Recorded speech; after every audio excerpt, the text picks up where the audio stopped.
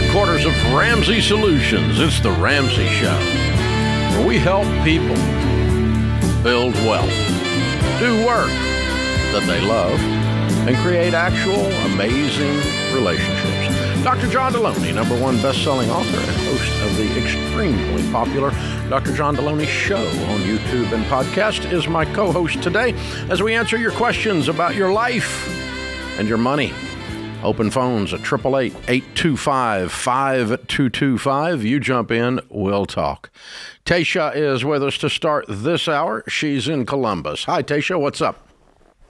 Hi, how are you? Better than I deserve. What's going on in your life?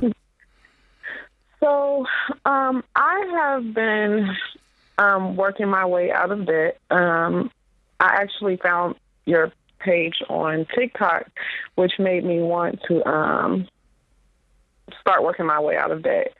So I have started my emergency fund, which I don't know if I'm working backwards. So I started my emergency fund first, and I will say that I have now gotten myself out of overdrafting any of my accounts. Good for you. How long has it been since you've started? How long ago did you start the overdrafting? Has it been like your whole life? Yeah, this has been my whole life thing. This is a breakthrough, isn't it, kid? The way to go. Yeah, it is. And then once I found, like, your financial thing, it's taken me about 6 weeks to save. I'm up to $3,300. I have $3,000 in my savings account. I'm at my checking account. What do you make? And then So this is the thing. With one job, I make $27. So I work 3 different jobs. Mm-hmm. I work 2 full-time jobs, 1 part-time. About a year, I am averaging about $90,000 a year, but I don't really see any of it because of how much debt I'm in and how much my spending was out of control. Yeah. First, the spending, yeah. How much debt have you got? So when I went to go try to file for bankruptcy, it was about $30,000. Did you file for bankruptcy? No, I didn't, because they told me I didn't qualify. Okay, good. Because most of it was student loans. So how much, is it all student loans? Most of it was. I have small credit cards that are like $600, and then... You said was. Is it gone? Well, no, it's still there. Okay, all right. So is then. It is. Yeah, so, it's there, yeah. So you have how much in how much in student loans? I have about $15,000 in student loans. Mm-hmm. I have a car note, which I have left about $6,000, and then the rest of it is just credit cards that I messed up when I was younger. Mm. You 27?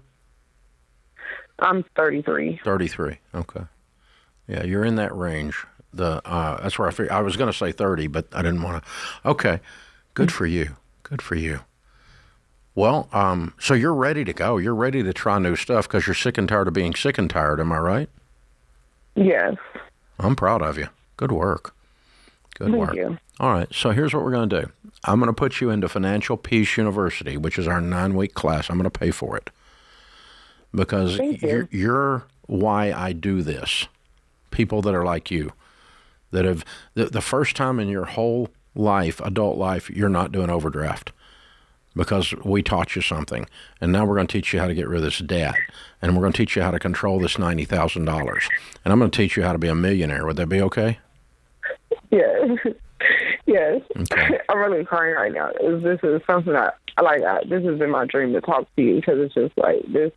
I've never even saved $3,000 in my life, and I literally have an account now that I get money transferred to, and I don't even look at that account until like payday comes, and I just check to make sure whatever money I have, the percentage is put there. And it's not a bad start, but I want it to be even more powerful than that, where you don't have to hide it from yourself because you're so freaking strong.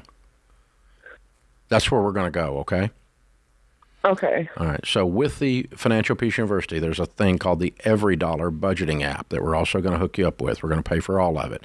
And that's where you're going to give every one of your dollars a name before the month begins. and you're going to tell your money what to do instead of wondering where it went for the first time in your life. And then we're going to start working our way through these debts. And we're going to list the debts smallest to largest and making $90,000 if you will stay out of restaurants and not go on vacation because you ain't scared of work. You know how to work. I don't have to teach you that one. You got that going on. So you're going to make $90,000. We're going to use $30,000 of it. And in 1 year from right now, you're going to be 100% debt free for the first time in your adult life. Are you ready? Yes. All right. You can do it. You can do it. Because 90 minus 30 is 60. You can live on 60 once you get your crap together. Right? Yes, I can. Okay. So you get the car paid off, cut up the credit cards. We're going to get rid of those. We're going to get rid of Sally Mae. You don't need a roommate named Sally Mae. She's an ugly woman. We don't want her in your house. All right? Okay. And you're gonna make every dollar behave. You're going to be thinking about every dollar before it comes and where it's going to go, and it's going to be on task and on goal because Tasia is not going to be the same woman 1 year from today that she was 4 months ago. Okay? Okay. All right. And the other thing is, John and I are here, and anytime you need us while you're working on this, you just call back and we'll talk about whatever it is you're dealing with, okay? Okay. All right. You think you can do it? I think you can do it. Yes, I can. I'm excited. I think she can do it. Tasia, I know you can. Hey, listen, as you get going, you're going to have family members and friends calling out and saying, hey, now that you got all this money, can you help me out? And if they don't go in the budget, they don't go in the budget. Is that fair? Okay, it's fair. Yeah. How many people you bail out on a regular basis? A lot? Majority of like my mom, friends who ask. I'm very much a loaner, and if they don't give it back, I'll just say whatever. But sometimes they don't understand. Like when I loan them money, I'm loaning something that I don't even have my own self. So then I know. I could tell that's who you are. And people of character who work as hard as you do have leeches all around them. And part of you standing up tall for the first time, and Dave's going to give you a path. He's going to set you free. But he's going to set you free in more ways than just your money. You're going to have to learn to say no. You're going to have to learn to say no, and you're going to find freedom that you're going to find strength you didn't even know you had. Yeah, but the answer is no. Listen, only the strong can help the weak, and you're broke. You need to quit helping other broke people. Okay. Yeah, you got to tell them, just say, no, I'm broke. Because you're broke. You got $30,000 in debt. You're broke. You're living on overdraft because you're helping other people. You're broke. So the answer, you're telling the truth. I can't help you. I'm broke. That's the answer all the time. No, I can't. I'm broke. I'm working on not being broke, and you can too. I'll show you how, but I'm working it. I'm not going to do this. No. No is a complete sentence, Tasia. You can use it on everyone, loved ones and otherwise. Get them. Hold on. Austin will pick up. We'll get you signed up for all that. You call us when you need help. This is The Ramsey Show.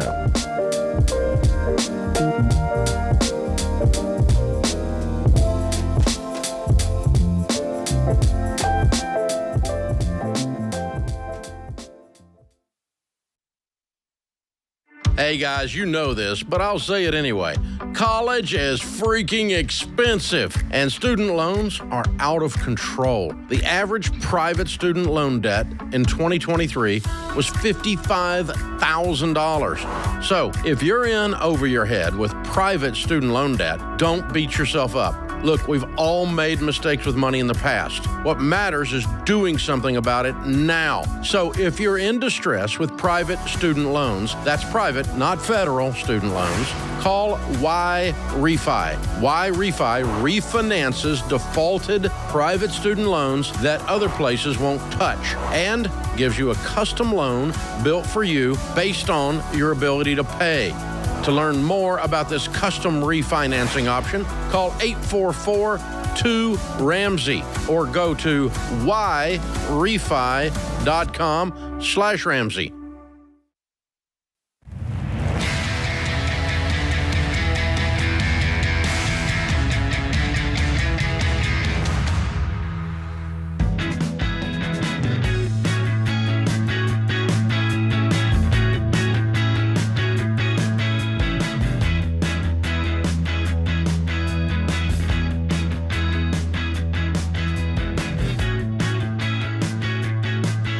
Dr. John Delony, number one best-selling author, host of the Dr. John Delony Show. Ramsey Personality is my co-host today. Yesterday, we launched Dave Ramsey's Investing Essentials for sale on May 21st and 22nd. I'm going to be doing a two-night event, 2 hours each night, virtually. And so you can watch it from the comfort of your little home or your big home or wherever it is you want to watch it. And we're going to walk through what I do with investing. This is stuff I've never done before. Not in detail and length like this. These are things that I've never done an event on it. I've shared this with wealthy people that I am coaching, and I've got lots of friends that are, net worth of 100 million or 500 million or $1 billion or whatever, and we talk about what they're doing. We share ideas back and forth. So what do you do? So we're going to talk about it. We're going to talk about what works, what doesn't, and why. And what I open up my playbook, my real estate. I buy a lot of real estate. How do I do that? How do I analyze a piece of real estate? Under what situations do I buy real estate? Do I do cryptocurrency? A young man asked me that at the break, and that kind of thing. So we get into every bit of that. Y'all know I don't do cryptocurrency. That's already a given. So we're going to talk about the basics for a few minutes and get stuff like your 401k settled and that kind of thing. And then we're going to get into my personal strategies on extended investing things. There's a lot of people got a lot of opinions about investing. I actually do it. It's not just a theory. That's the difference. And it's got some zeros on it. So we're going to help you. Go to RamseySolutions.com/events. Tickets are $199. May 21, 22, Dave Ramsey's Investing Essentials. George Campbell's going to come along with me. Also, there's going to be a format where you guys can actually submit live questions while we go along, and I'll stop and interject and, keep that moving, keep a little bit of a conversation going, if you will, as part of it. It's not just going to be me yakking at a camera the whole time. So looking forward to that. It's going to be good. Greg is in Boston. Hey, Greg, welcome to the Ramsey Show. Hey, John. Hey, Dave. Hey, John. Nice to speak to you today. It's a real honor. Now, I've been just a listener for a while, and the total money makeover is a Bible in our household. The backstory is my wife and I are in baby step 2. We have about $5,000 left on a credit card debt of $20,000. We just spent the last few years putting that together and being more financially savvy. We've been paying about $1,000 a month for the last year, and we've been doing so just to chip away at it. Our household income is about $200,000 between my base and my commission and my wife's salary, and we have 2 paid-for cars and no other debt. Now, I had a good quarter last year. We received about $12,000, but we just had our second baby a month ago, and we have all these medical bills that are piling up. And my question is, all these medical bills? You didn't have insurance? We do. We have a. So how much medical bills you got for a baby? So there's a long story to that. My wife didn't have insurance for that time. We had to do this whole appeal process. But the end result is that we got her back on my insurance, and our total deductible is $3,200 a month. Total is $3,200, and we have a $6,800 out-of-pocket maximum. Now, we hit our deductible because of the labor and delivery, and the question is now, do I just pay off the debt that I've accumulated with my commission? I'm sorry. You have. I thought you got her back on the insurance and you met the deductible. What other bills have you got? Well, we haven't paid our deductible yet because the medical bills have piled up to the point of hitting our deductible. So okay. We haven't actually paid piled it off. Up is $3,200 and you make $200 a year. Correct. Okay, and you got $5,000 left on a credit card. So $8,000 makes you debt-free and you make $200 a year. Yes, How much sir. is your commission check, dude? It was about $12,000 for the Write a last check quarter. and pay it all off instantly. Why would you screw around with a small amount of money when you make this kind of money? Well, I'm just a little concerned with, how the market is doing, and I just wanted to What's the put that money market into, got to like, a do with high you having savings. $8,000 in debt and $12,000 in your hand? Right. Nothing. Nothing. Pay it. Cut up the stupid credit cards and stop screwing around with these people. Man, you make way too much money. It's not $320,000. It's $3,200. And you just told me it's piling up. See what it's doing to you? Yeah. Even I'm just your putting a lot of language stress says on this is myself. stressing you out, and I'm setting you free, and you're arguing with me. Help me out, man. What about this are you scared of? It's more about like not having the cash on hand. We just had a few major issues go on with our house. We had a water pump that had to be replaced, and it was $3,000. My car just had to be serviced for an additional $1,500. So there's just all these bills. Do you have an that emergency fund? No, that's the problem. So I wanted to use that money. Isn't your take-home pay $15,000 a month? Well, pre-tax, yes. No, not pre-tax. Pre-tax would be $18,000 a month. Your take-home pay ought to be north of $10,000. Yeah. You don't have any kind of a budget or spending plan that you and your wife are agreed on, and so you're throwing money into chaos, and you're wondering why it's creating more chaos. You need to do your written game plan, and you will get peace from that. You will never get peace from stacking cash in chaos. Okay. And you need to write a check and pay off this stuff today. What Dave just said, don't miss that. You are chasing peace by trying to get a dollar amount in an account. That is not where it will come from. The peace will come from, and we know that because teachers become millionaires over time. The peace is going to come from the plan and then living out that plan.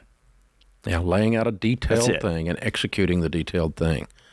And so there's an amazing thing that happens with money, that when you start telling it what to do, you will feel like you got a raise.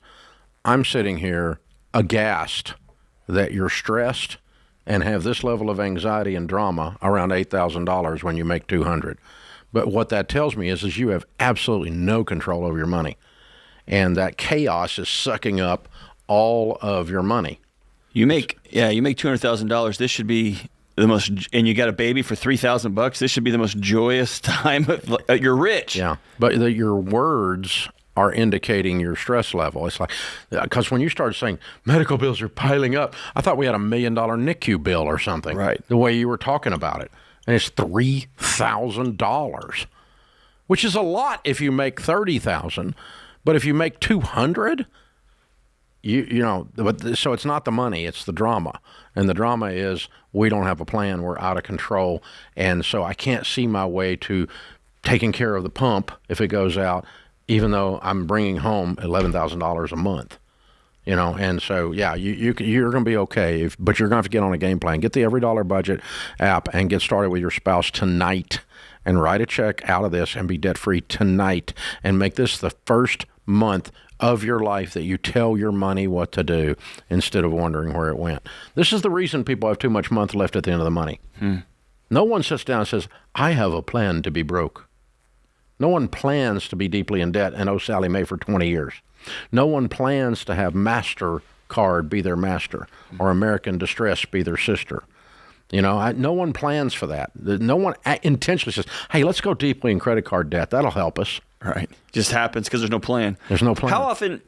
How often do you hear people, an undercurrent I heard in that call was he had a plan for that quote unquote bonus money he's going to get, and now it's got to go to paying off a credit card. And it feels like he lost, in addition to paying that debt, it feels like he lost that $12,000 because for the last quarter he's been waiting to get that bonus so he could go buy a boat or a car or whatever. And it feels almost like a double whammy. Yeah. It is. It is because you've spent the money twice. You spend it in your head or your heart, and most people spend it like 3 times. Well, if I have like a commission check, I think I'm gonna get, and it ends up being half. It's still a stupid amount of money, but I feel like I got robbed. Right? It's that. Yeah. Come on, man. Yeah. Come on, man. Yeah. This is the Ramsey Show.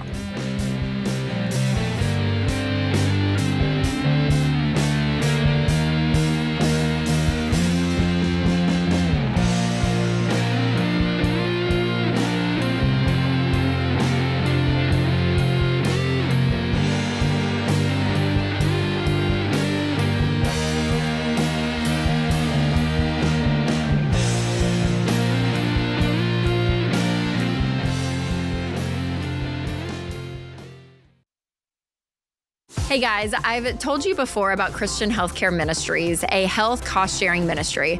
But listen to Jenna, a CHM member. She says, one of my biggest concerns about entrepreneurship and motherhood was figuring out how to take care of our health expenses. But we have found a solution that works for us in an incredible way. She loves that with CHM, she can help other families who need it and receive help back when her own family has an eligible medical event. CHM has been a godsend for Jenna. That's her CHM story, and it could be yours. Learn more and join at chministries.org/budget.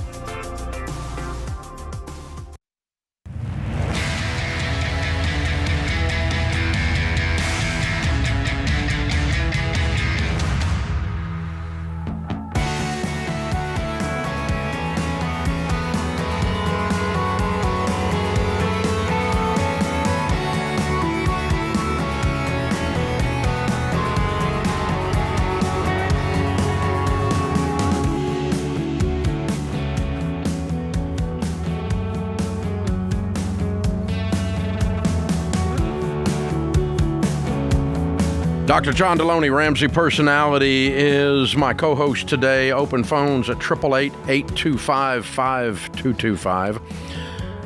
Today's question comes from Deborah in Ohio. My brother-in-law recently died in his sleep, and my sister had passed away in 2019.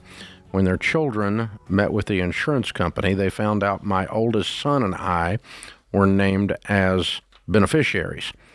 I think this may have been an oversight because the children were minors when they got the policy. They still will get an IRA, a house, a car, etc. The kids are pressuring me to sign over their money. It would help to hear from someone not close to the situation. What should I do? Well, I think you need to make a decision of, was this an oversight? If it was left to you to take care of them when they were minors and they're no longer minors, and he hadn't been diligent with his estate plan and fixed his beneficiaries, then you are saying you accidentally did get money that was intended for them. If that's the case, I would give it to them. If, on the other hand, that's what it sounds like.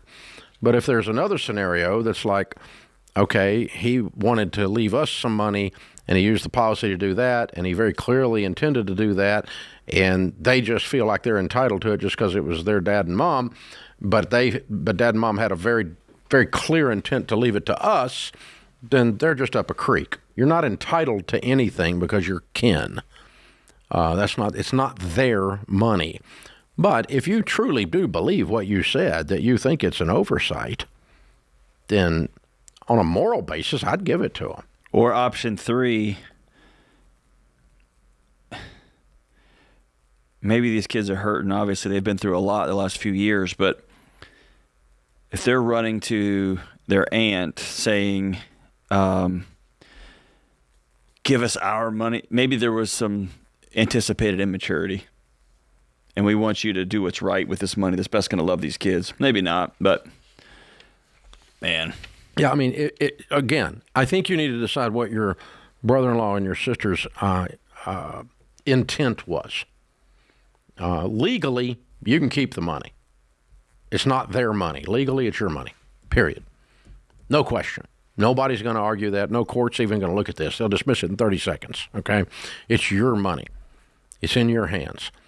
If you think that it was a mistake, it was an envelope mailed to the wrong address, and you do feel like it's rightfully theirs, then I would give it to them. Just would. That's what I would do in that situation you're asking. Again, though, if you on John's point, option 3 is the parents felt like the kids were too immature to handle this money, and we don't even know how much it is. You didn't tell us. Life insurance money, so I'm guessing it's north of $100,000. But the parents left it to you because they thought the kids were going to mess it up. They should have left it into a trust instead, but they didn't. They left it to you and left you in an awkward position. Then you can handle it like you think they want it handled, which would be to dole it out slowly to the kids, like they might have done if it was left in a trust. That's a good point, John. You could do that. Let's see here. I think this might have been an oversight because the children were minors when they took out the policy. That's what I'm going on. Right. But I'm just thinking of my family members, and if I have a niece and a nephew, one of which is doing great, one of which is really struggling, and then I know that my brother or sister, were they alive, would treat this differently, and they gave me the money, I'm just thinking out loud here, but maybe I might say, no, for tuition, yeah, but not for your... Mm-hmm. And I'm not going to just not for your life challenges. Yeah, I'm going to take you. I'm going to take care of you like they would have. There you go. And I'm going to love you well. And you may not like that. Yeah, but if you don't like it, I don't care. It's not. You're not in control here. I'm in control. It's in my control to do whatever. But you can decide. What I would go with is what your brother-in-law and your sister's intent was. If you think you can anticipate that, was it to take care of this and manage it for these immature adults? Or was it just they screwed up and never made the beneficiary change? Yeah. That's simple. And I don't know. I can't. You said in your email that you thought it was an oversight, and so that's what I'm going on. So, guys, this is why you go to mama@bearlegalforms.com and you get a will. And by the way, when you die, the state that you're living in will do the probate, not the last state you lived in when you did your will at the other state. So when you move to a different state, when you go through a major life change, you need to update your will. When the kids grow up, you need to update your life insurance policy and change the beneficiary. And you got to keep up with this stuff. And so, this is what rich people do. They take care of the money so the lawyers don't get it in some argument about something because they take care of business. And so I'm sad for the loss of your brother-in-law and your sister. I'm sorry for that. But their job was to not have this mess. Your job is to not have this mess, people. Your job is to get a will in the state that you live in the family situation that you're in. So as soon as your spouse passes away, you need a new will in the state that you live in. As soon as you move or you get a divorce or the kids grow up, we had one set of estate plan before when our kids were minors. When they were no longer minors, we changed the estate plan and had a new will done. And so go to Mama Bear Legal Forms, go to your estate planning attorney and get this stuff done. This is how families end up not speaking to each other. My aunt ripped me off. She took all that money that Mama gave accidentally because Mama didn't fix it. And a bunch of freaking rednecks, I can hear it now. I've grown up with them my whole life, And shut up. It's just white trash. Shut up. Don't be arguing about money. Love your family. Take care of your family. And if you're going to cut somebody out of the will, tell them while you're alive. Let them be pissed off at you while you're walking the earth. Don't leave it on somebody else to get pissed off at. So, mad at my aunt because she executed the will exactly as it was supposed to be executed and was written. And she's the executor of the estate, which, by the way, means execute. That's what it means. You have to do what the will says. And the will says you didn't get any money, so you're mad at your aunt. That's dumb. You can be mad at your mama is what you need to be mad at. She's dead, but she's the one screwed you out, not your aunt. Your aunt has to do exactly the way it is. So you folks, if you're going to do that stuff, do it while you're alive. We have a full-on estate planning meeting that goes 2 hours every year. Basically, if Dave dies this year, this is what it looks like. It's all laid out for the whole company. Leadership, publicity plan, traffic control, everything. It's all discussed. It's ridiculous because I love my family so much that I don't want them in a situation like that to have to deal with crap that I was supposed to deal with when I was alive. That's called doing a will. Did I get fired up about that? No, I'm kind of waiting to hear what you really think about the whole thing. And just so people know this is not academic, I had an opportunity to get a will done by one of the great wills and trust professors in the country, Jerry Beyer. Walked me through it, did my whole thing in Texas, and then I moved. And one of the first things we did when we got to Tennessee was Mama Bear Wills, and we did a will there. And it's not going to do my whole estate plan, all that, but I had to have something on paper that is valid in that state. Because I'm a responsible parent in that state. Estate planning is state law. Probate law is state law. It's not federal law. And so Louisiana law is way different. It's French-based. California is way different. It's granola-based. I'm telling you, the laws in these states are dramatically different. So you need to do a will in the state you live in right now. This is The Ramsey Show.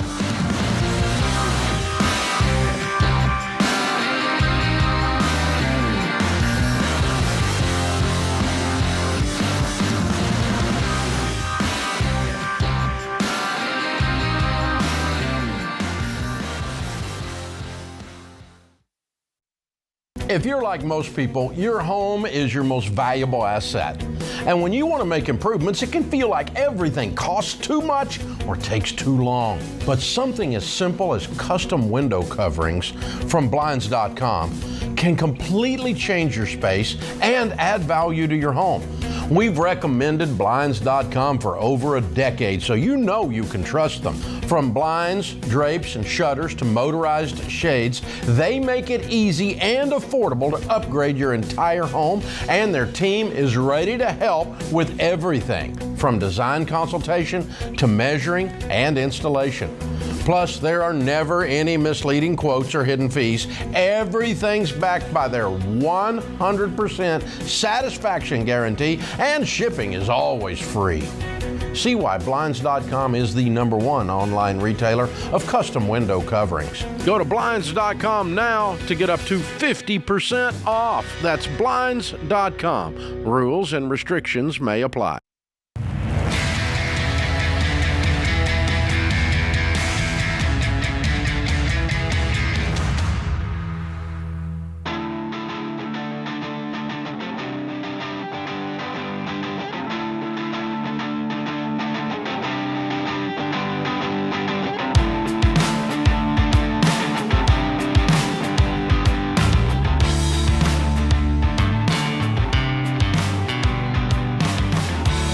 Dr. John Delony, Ramsey Personality, is my co-host today. Joseph is in Greenville, South Carolina. Hey, Joseph, what's up? Hey, Dave. How are you doing today? Better than I deserve. How can I help? So, just a little background. Back in 2015, I was in a terrific car accident where I sustained a severe traumatic brain injury. And for 4 years after that, I underwent many surgeries, one of them being one of the world's most dangerous surgeries, a craniotomy, which required the removal of half my skull for several months, and I had that done a total of 3 times. So life hit me hard out of nowhere. So the question is, and today I'm doing, and I just want to say, I'm not your typical severe TBI survivor. I'm very blessed today. I have a beautiful family, 2 daughters, beautiful wife, and a job and a house. So I'm very blessed today. But the question I have for you is, how do I embrace the present moment to its fullest potential while also ensuring that I prepare for my future? Being as someone that knows how finite life can be, how quickly it can end, I just don't want to put myself in a place where I'm so focused on saving for the future to one I might not have, if that makes sense. Yeah, but it sounds like you've made them mutually exclusive. What's the difference between living in the moment and preparing for your financial future? I've been tackling debt, but I want to make sure that when I have vacation time, I go on the vacations. I want to make sure I enjoy the money I have now, but I also want to be saving it for the future, for my kids. Okay. And you feel like you're missing out on something if you don't do it in a spectacular fashion? Let me tell you the thoughts that are going through my mind.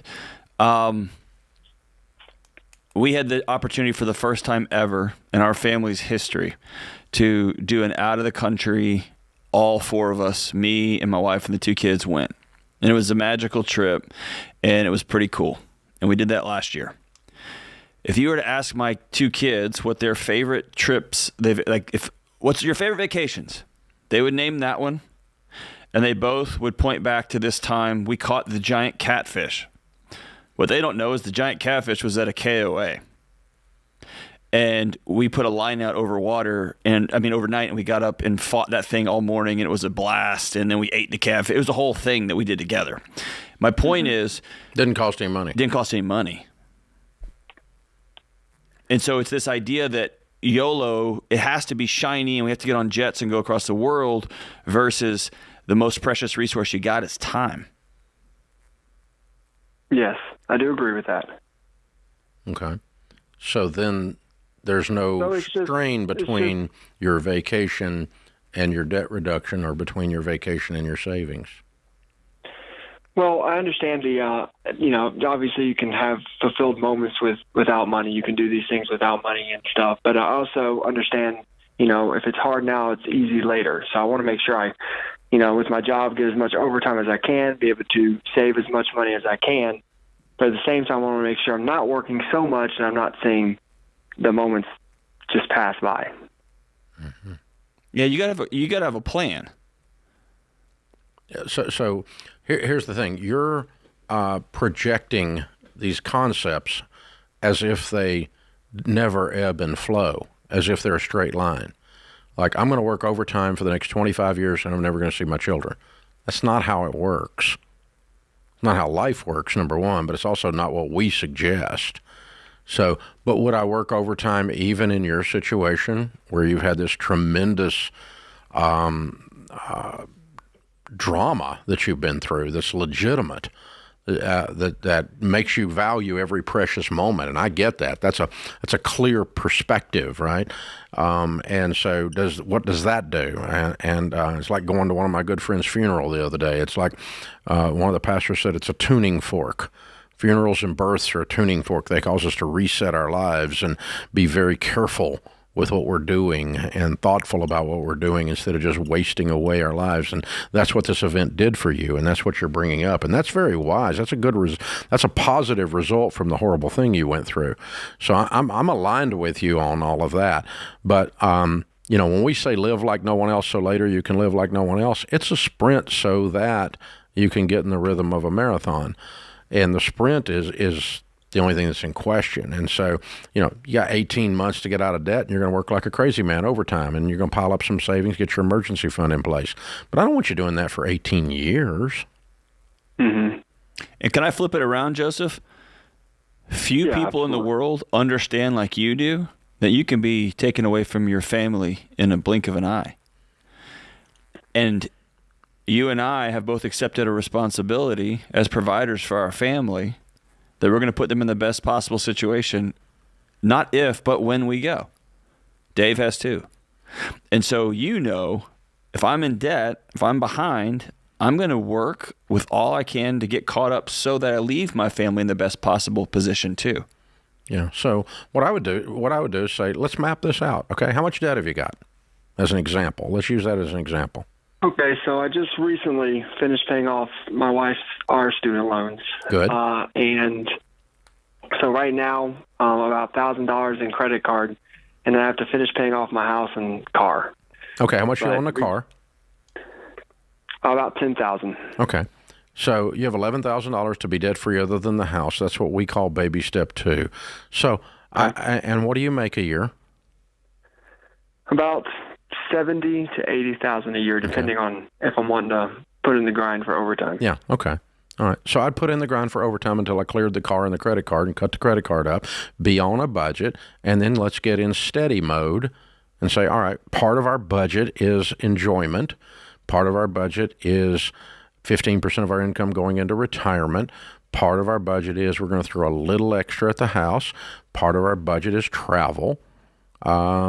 Part of our budget is life, and you just start segmenting that out, and you can do all that. But I would go on a short sprint here and knock that car out and that credit card. That's an example. And then here's the thing: if you lay it all out, you can save for long term, you can save for college, and save for Christmas, and save for a trip, all in the same budget. There's room in your budget to do that with what you just described. But you're going to have to be very intentional about it and very careful. And you might look up and go, we need to buy Mom a different car, so I'm going to go work overtime for a month and save up that little bit extra and knock that car out. You can do that. You can, but it's a come and go thing. I never have in my life, personally or prescribed for someone else, the idea that you work 80 hours a week your whole life. But I've worked a lot of 80-hour weeks in my life. And I'm not a bit ashamed of that. My children are not in counseling because of that. I didn't miss out on their childhood because of that. None of that crap, okay? It's a bunch of whining. And so, but I have worked some 80-hour weeks. I also have went periods of time where I don't do anything. And so I just got back off the longest vacation of my life. I've never done that before. And so I'm not opposed to that. But, the point is, this stuff is ebb and flow. The problem people have, John, not Joseph, but other people on this whole subject, and we'll just finish that up, is that they're never where they are. That's exactly right. They're at work, and they're halfway at work, not paying attention. And if they're operating powerful machinery, they're a danger because they're thinking about they ought to be at home. And then when they're at home, they're thinking about they ought to be at work. And then when they're on vacation, they're thinking about they ought to be home at work. Instead of like, hey, why don't you be where you is? Turn your stupid phone off, throw it in a basket or the lake, one of the two, and be where you is.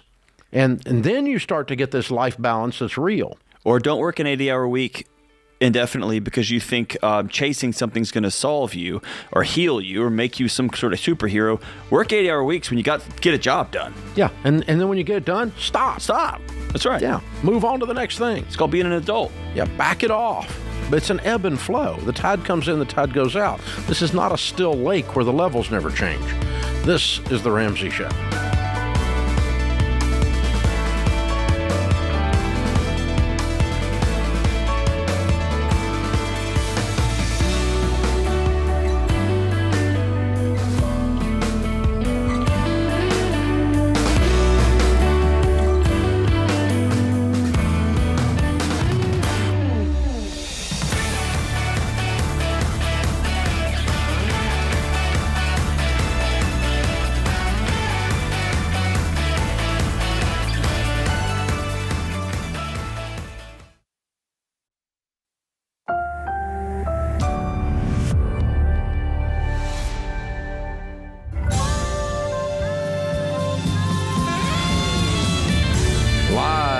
Headquarters of Ramsey Solutions, it's the Ramsey Show, where we help people build wealth, do work that they love, and create actual amazing relationships. Dr. John Delony, Ramsey Personality, is my co-host today. We're glad you're with us. Dr. John is a #1 best-selling author and host of the Dr. John Delony Show, where they talk about relationships and all kinds of mental health issues. Yeah, a lot of fun. Very entertaining. It's on the Ramsey Networks, and you can watch it on YouTube, as well as pick it up where any podcast is sold. Open phones at 888-825-5225, and you people know the podcasts are not sold. All right, let's go to Heather in Indianapolis. Hi, Heather. Welcome to the Ramsey Show. Hi, Dave and John. Thank you for taking my call. Sure. What's up? My husband and I are debt-free except our house, and I'm wondering how much we should have in our emergency fund. I'm a stay-at-home mom, and my husband gets paid about half of his annual income in one bonus check. So we save a large chunk of that to be put towards the next year's big expenses, like the property taxes, home and auto insurance, and medical, because his monthly take-home doesn't leave a lot of room for those. So would you still recommend having an additional 6 months of expenses saved up on top of that? Yes. Or, okay. Yeah, the emergency fund is a vague fund for unexpected events. What you're doing is you're just planning your cash flow. I've got to pay property taxes. There should not be an emergency. You know it's coming. Christmas should not be an emergency. It's always in December. They don't move it, And so you plan for those things. Emergencies are not things you plan for. They're called emergencies, and they're unexpected events. The tires going out on your car is not an unexpected event. We can predict the tires are going to go out on your car. You need a fund to be able to put tires on your car. You need a fund to pay your taxes. In your case, you're having to manage that very carefully and have been very wise to do that because of the wild cash flow that you guys face. Yeah. It's almost like you're farmers or something. You know, you get 2 crops a year, and you got to live out those crops the other time, right? But I mean, that's how a farmer does it. Exactly. They 2 or 3 times a year they get a big check, and they got to pay bills for the rest of the year with those checks. And so you got to budget it all the way out. That's all you're doing. You're budgeting that out. That's different than emergency fund. You see what I'm saying? Yeah. You're doing a good job, by the way. Is there a recommended place to put that? So far, we do the cash envelope system, so I just take everything out, put it in envelopes into safes, and we take out about $15,000 each year from that check. So, is there a better place I could put that? Yeah, if you use the Every Dollar app, you can use we have a system in there we call sinking funds, which are basically little mini savings accounts for different subjects. So you'd have a sinking fund for taxes, a sinking fund for this, a sinking fund for that. Then you could set it over in just a separate savings account. And you would have, but the reason you're doing that is you're breaking it out when you get it. You're allocating a little envelope for taxes, but the taxes aren't due for 9 months or whatever, right? And you got a little envelope for Christmas, but it's going to be, another 6 months before Christmas or whatever the number is, right? And so you're doing the envelopes just to keep it categorized. Am I correct? Yeah. So you could do that in Every Dollar really easy, and then just put the $15,000 in a savings account. Now I would keep it separate from your checking because I don't want to accidentally spend it. That's wise. That's what you're doing. And the other thing is I would keep it separate from your emergency fund. Because this is not really your emergency fund. This is just we're setting aside the money to do something we need to do in September. That's all it is. Yeah, because his monthly take home is only about $4,000, so that doesn't leave a lot of room for a family of 5. So we have to save it ahead of time and make sure we got those bills covered when they come in. Very wise, very wise. You're doing a great job of thinking this through. You've done you've been the whole process. It's not severely broken, but you called and asked for some help, and so all I'm doing is tuning you up a little bit. But you're really playing the right song. Okay. That makes sense? Yes, it does. Thank you so much for your help. Way to go. Good stuff, John. They tell you that one of the keys to having a good life is marrying well, and one of the keys to having a very challenging, hard life is not marrying well. And then not putting the effort in. And that guy married well, is what I'll say. Yeah, he did. She's a star. She's a gold star. Yeah. So that you're exactly right. And you and I have been talking about this off air a little bit. Because we've got the marriage and money event coming up that you and Rachel do, and the tickets are on sale now. Just to segue into that, but that has caused the whole subject of marriage to come up more and more and more. And all of the data that we've seen in the financial world for years has validated that 2 spouses on the same page have a higher probability of building wealth than a single. They also, or than a shacked up, or than a whatever. I mean, you just call it. I mean, but this committed marriage relationship, the data is in. It's not a moral construct. It is a moral construct, but in addition to that, the data is in, and there's a socioeconomic proof set in the research that is showing very, very clearly. And we found it again in the millionaire research.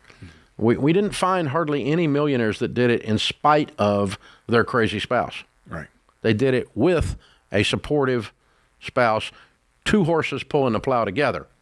Is what it amounted to. Which I've heard you teach that lesson accelerates the pull force, right? Yeah, exactly. I mean, or it amplifies the pull force. Yeah, the synergy. It's very, very real. Yeah, and you really and we see it all the time. And some years ago when I first started the show 30 years ago, the sociologists would call it the marriage advantage. Mm.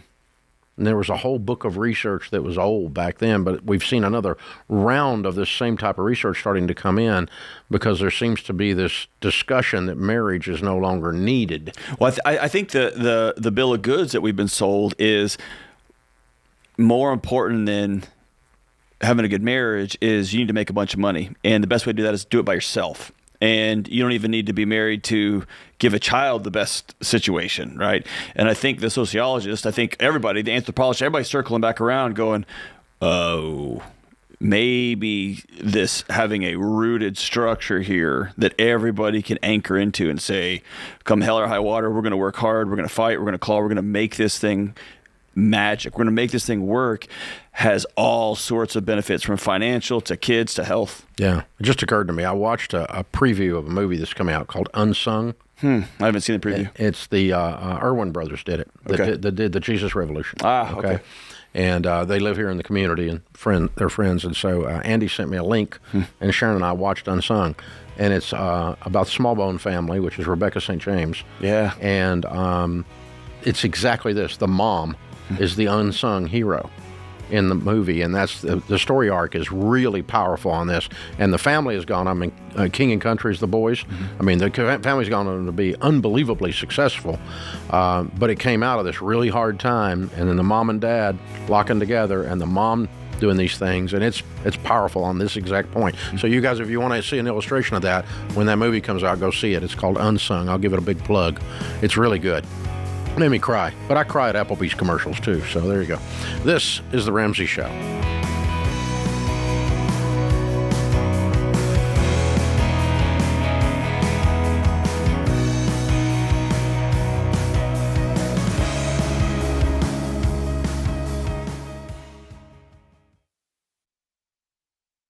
Hey guys, Ramsey Solutions started small and grew fast. Because of that rapid growth, there were times when our systems slowed us down. That's why we switched to NetSuite. It works for us and it'll help your business too. Whether you're starting on a card table like I did, or you're well on your way to becoming a multi-million-dollar company, NetSuite can scale with you and help you communicate and plan better. Because you know your day-to-day up and down and sideways, but accounting, analytics, and supply chain are on another level. So maybe you're just not tech savvy.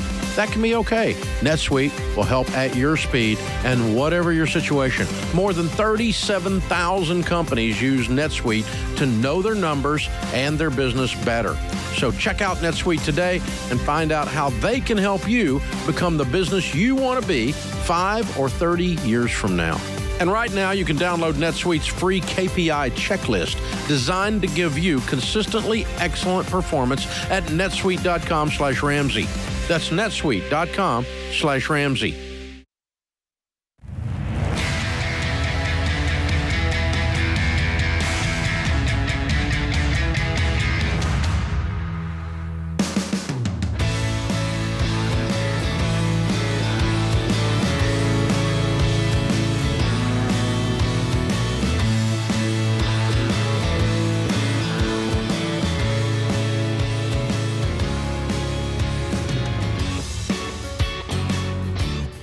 Dr. John Delony, Ramsey Personality, is my co-host today. Open phones at 888-825-5225. Michelle's in Long Island, New York. Hi, Michelle. How are you?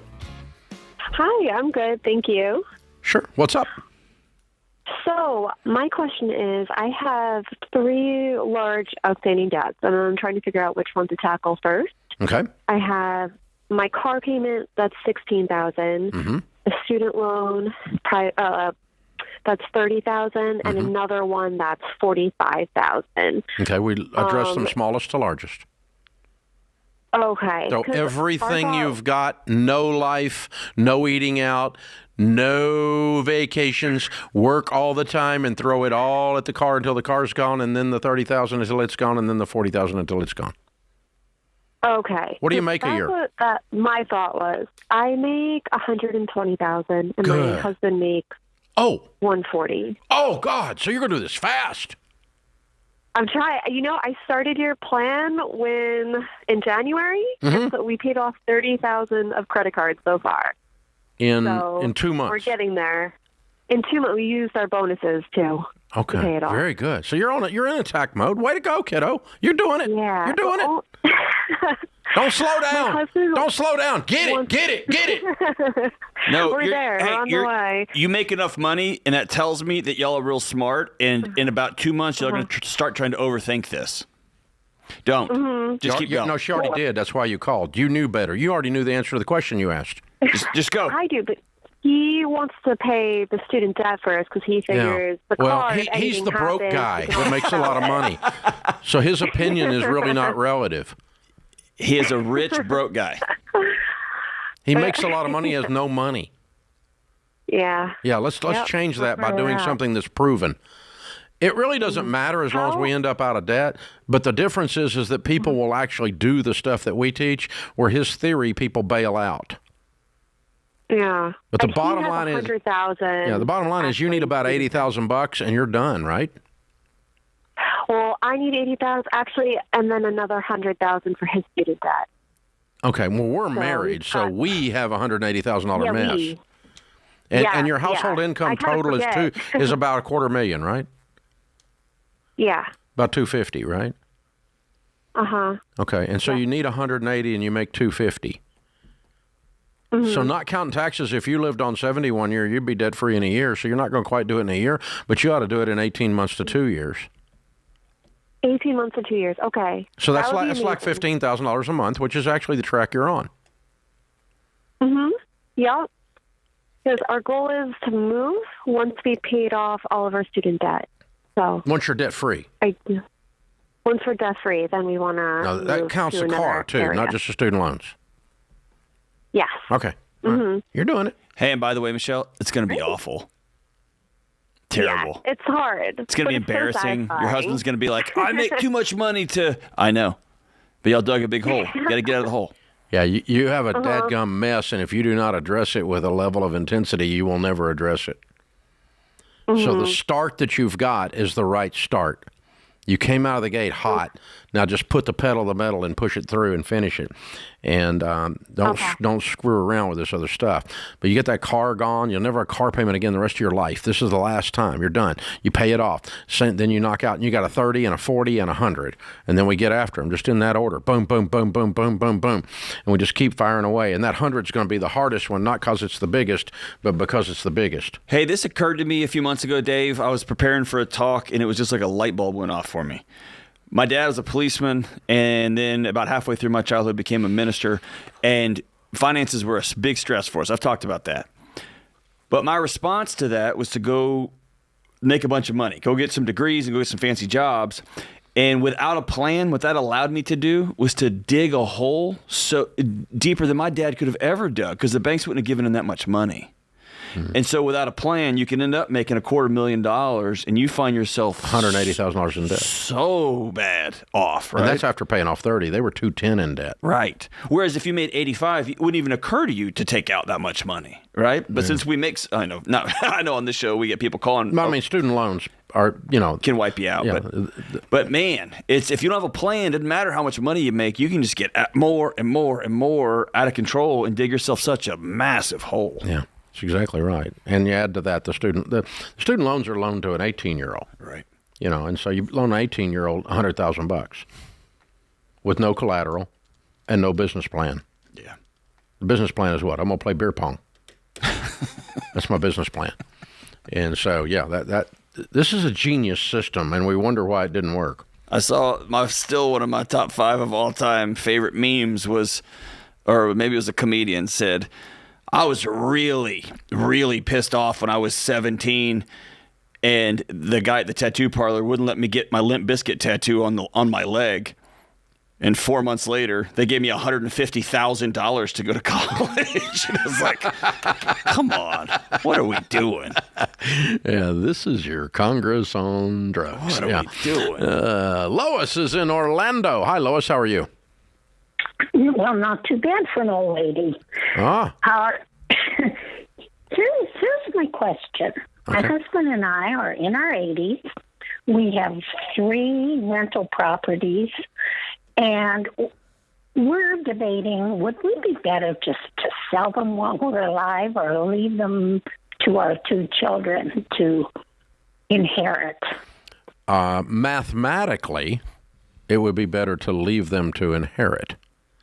Because let's take one of the rental properties. What's it worth today? Just give me an example, one of them. Oh, like $175. And you paid what for that?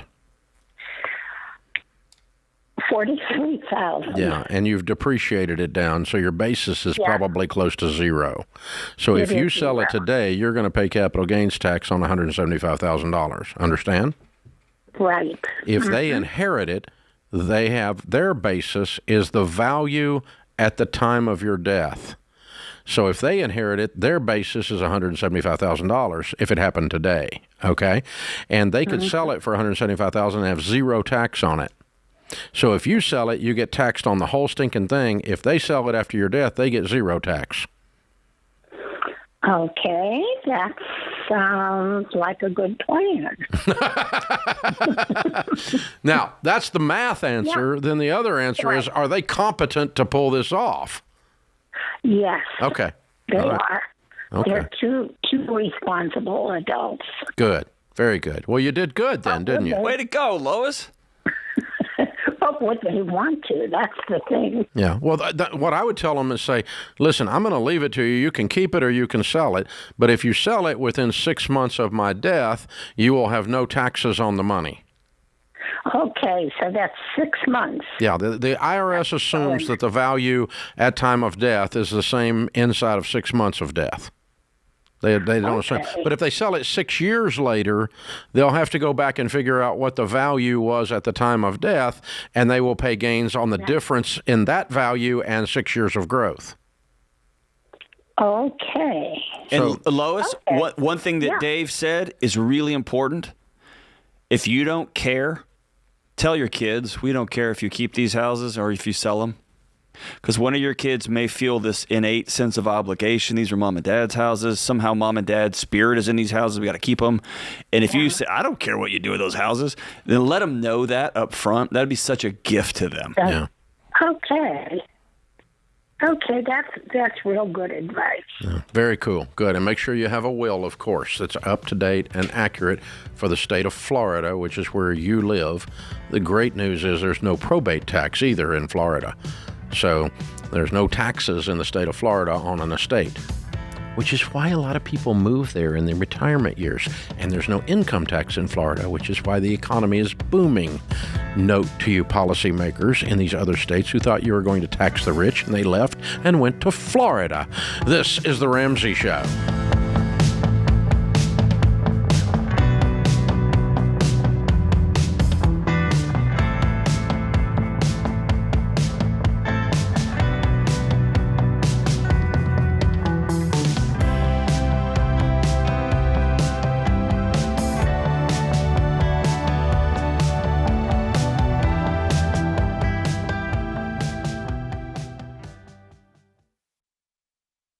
Your home is probably the biggest purchase you'll ever make. And with the real estate market like it is now, you'll need a mortgage company you can trust. That's Churchill Mortgage. You guys, buying a home is not a button push. It's a process. It takes building a relationship with an expert who will dig into the details and give you peace of mind without busting your budget. Churchill is one of the highest rated lenders in the country.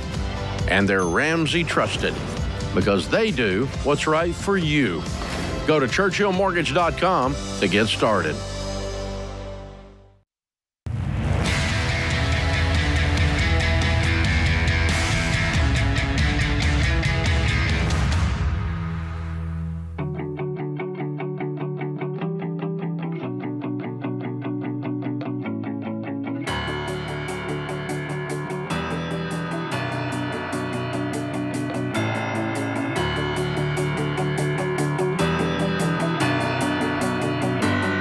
Dr. John Delony, Ramsey Personality, is my co-host.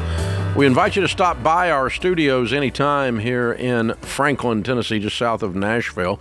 We're right on the interstate, very easy to find. The cookies are homemade and they're free. The coffee is awesome and it's free. And usually 50 to a couple of hundred folks are sitting around watching us on the glass do the show. Right now there's a handful of folk out here, and that's free. It's worth what you pay for it. But we do the show from 1 to 4 Central Time, Monday through Friday, every week, every single week. and two of us are sitting here. Two of the Ramsey personalities are sitting here. I'm usually here Monday through Thursday, unless I'm doing something else, which would be like when I'm out doing speaking or doing an event somewhere. Also, in that same lobby is where the Debt-Free Scream stage is. On that stage, Ryan and Madison are here. Welcome, guys. Thank you. Thank you. Good to have you guys. Where do you live? We live in the middle of nowhere in Utah. In the middle of nowhere, Utah. That's an actual town, huh? All right. And so welcome to Nashville, or the Nashville area. How much debt have you paid? We've paid off $160,000. Wow. How long did that take? It took us 39 months. Good for you. And your range of income during that time? Started off making around $80,000 and ended up making around $140,000. Excellent. Way to go, you guys. What kind of debt was the 160? So $60,000 was consumer debt, $41,000 in auto loans, $15,000 in credit card debt, and about $4,000 in student loans. And then $100,000 was our mortgage. You paid off your house! Yeah, Yes, we did. Looking at weird people! How old are you, weird people? I just turned 30. And I just turned 26. And you have a paid-for house? Yep. That's so strange. What's the house worth? It's worth about $225,000. How does that feel? You guys are amazing. You're It's heroes. awesome. It's great. awesome. You're so weird. I mean, none of your friends have done it. No. No, Not that we know of. You're just strange. I mean, it's a wonderful weird, but way to go, y'all. Thank you. Wow, what in the world? What kind of hold of you 39 months ago? When did you get married? We got married on September 11th in 2020. Okay. So you immediately started this then, basically. Oh, yeah. Almost. Well, Not yeah. long after. So I Got actually... a COVID wedding. Yep. My Pretty parents' much. living room. Yep. Kind of a long story, but we got married about 60 days or so after we met. There were circumstances that kind of sped up the process. She was pregnant, and I realized that I loved this woman and I was ready to marry her, and that I needed to step up right away. Good and for you. I had already started my debt-free journey. Good for y'all. And I was working 3 jobs at the time trying to save up and stash cash for my baby. And I had paid off about 10 grand of my own debt and then saved an additional 10 grand. So I came to the marriage debt free. I've seen your face on my bookshelf for the past 15 years of my life. My dad started his debt free journey when your book first came out. So, yeah. So you're financial peace baby. Yep. And then you guys get married, or you're getting married. You're planning to start this life with this baby on the way, the whole thing. And you go, okay, game on. We're doing this exactly to the T. Or is that how it happened? I mean, what happened? Yeah, kind of. He came to me and said, "Do you know Dave Ramsey?" And I was like, "Oh man." Gosh, there's another one. First Said dad, now him. Said you sound just like my dad. And from then on, it was just, he had told me that he had just started his journey. And so I said, I'll support you and do whatever you need me to do. And we kind of just kicked it off from there. And about halfway through the journey, he said, "Why don't we pay off the house?" And I was like, okay, we can do that. So we did. We started paying it down and finished it faster than we thought, right? Yeah, faster than expected. So. Wow. You guys almost doubled your income. What happened? Somebody get a job? He worked his tail off. So yeah, I moved into a new position working for the company that I do now as a control room operator of a coal-fired power plant. Oh, okay. Wow. Hey, do you mind if I get a little bit sideways here for a second? Sure. I was just reading before we came on air. I was sitting at my desk reading some nerd stuff. No. And yeah, I know, right? And the number of men who walk away from the very situation you find yourself in, it was a staggering number. Oh, yeah. And that you're not a statistic. You turned around and walked straight in and said, "I've got a responsibility. I love this woman. I'm going to take care of this baby. And not only am I going to do that just in name and certificate, but you freaking went to work." Yeah. Yes, And sir. that's what changing legacy looks like, my brother. Yeah. So it's an honor to get to talk to you and see your face and shake your hand here in a minute. That's amazing. I just happened to be reading that, and I couldn't believe it. It was it was an embarrassment for men, and you're the opposite of that. Good on you. Thank you. Good on you, man. Thank you. Well done. Well done. Very well done. So what do you tell people the key to getting out of debt is? I think our biggest thing was just making sure that we were on the same page and being able to say no. Self-control is a huge thing when it comes to getting out What of was debt. the hardest thing you said no to? Probably fast food. That's my love language. Wow. This is a pretty low bar. I was looking at him. I thought he was going to say protein powder. Yeah, I was going to say Porsche. Oh, no, that was part of the budget. We got to keep these going.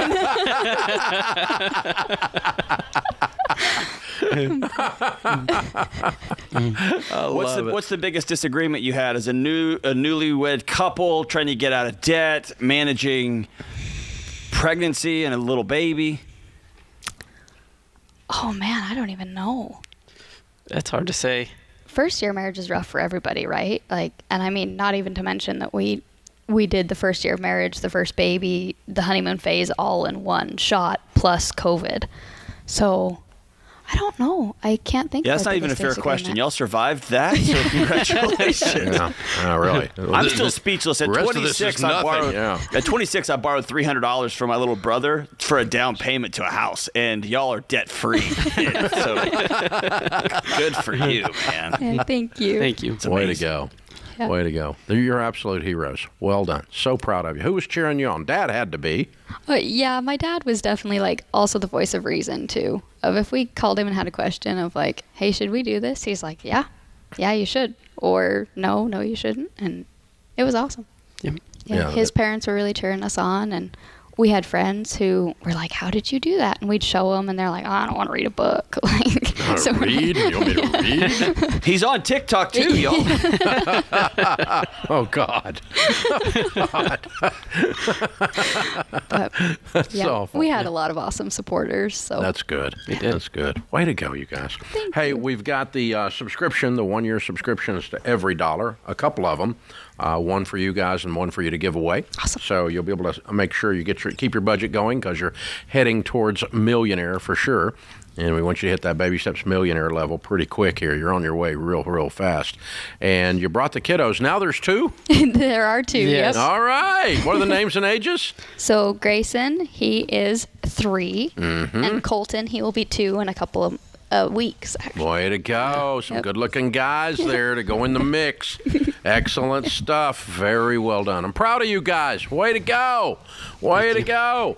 Man, so whacked. Not even 30 years old. Paid for houses. Paid for everything. Dave, you know me. I'm speechless, and that's a rare thing. This is really good. Really good people. This is people are amazing. All right. It's Ryan and Madison, Grayson and Colton from Utah. $160,000 paid off. House and everything. And they're not even 30. Count it down. Let's hear a debt-free scream. 3, 2, 1. We're debt-free! Wow! Absolutely amazing.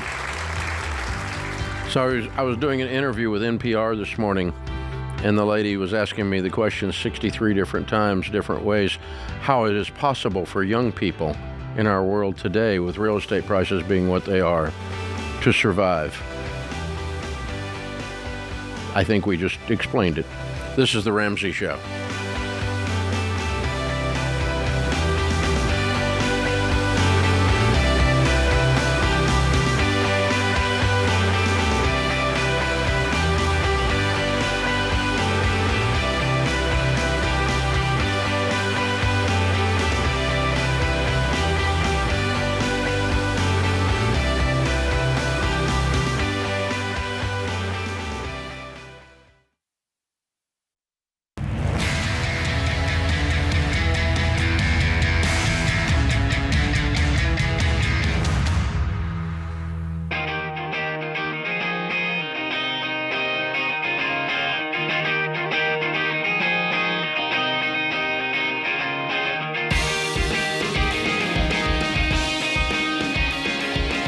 Thank you for joining us, America. Dr. John Delony, Ramsey personality, #1 best-selling author, host of the Dr. John Delony Show, where you can hear all about boundaries and relationships and mental health issues like you never have any other way. I can tell you that. It's a blast, and you learn a lot, and I do. I love listening to it.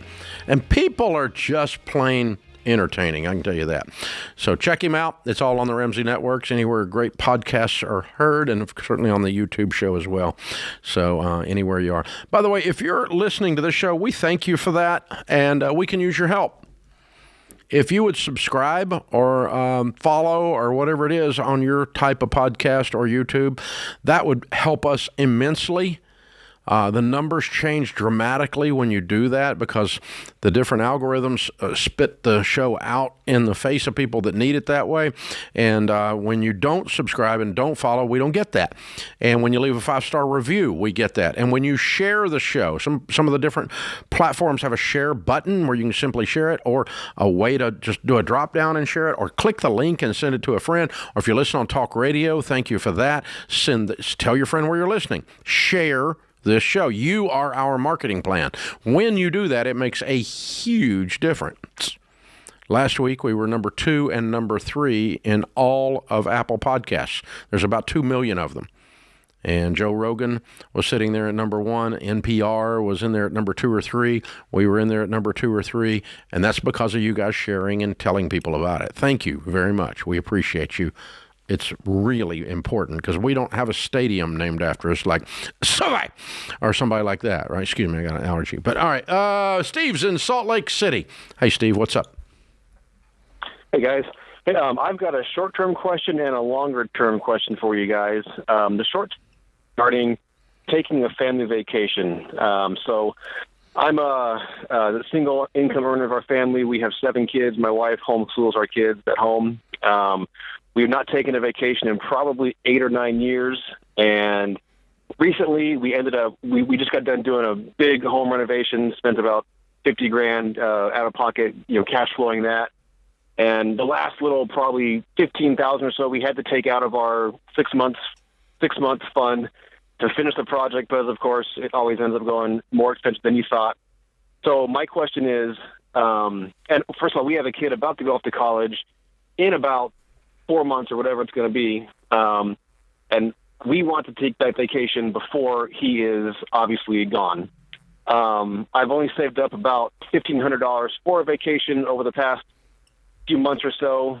Obviously, that's not going to get it done to take a family of 9 on a vacation. We probably need $6,000 or so for that vacation. My question is, do we pause on rebuilding that 6-month fund back up to about $60,000 and put it for the vacation, or get that full 6 months back in the fund and then focus on a vacation? Man, that's so dangerous. That makes sense. That's just so dangerous. I mean, you completely rationalized spending all of your vacation money and some of your emergency fund on the renovation, and so you chose not to go on vacation when you did that. True. Yeah. So you traded. Because you had the money to go on vacation. You just didn't do the renovation. I mean, you chose the renovation instead of the vacation.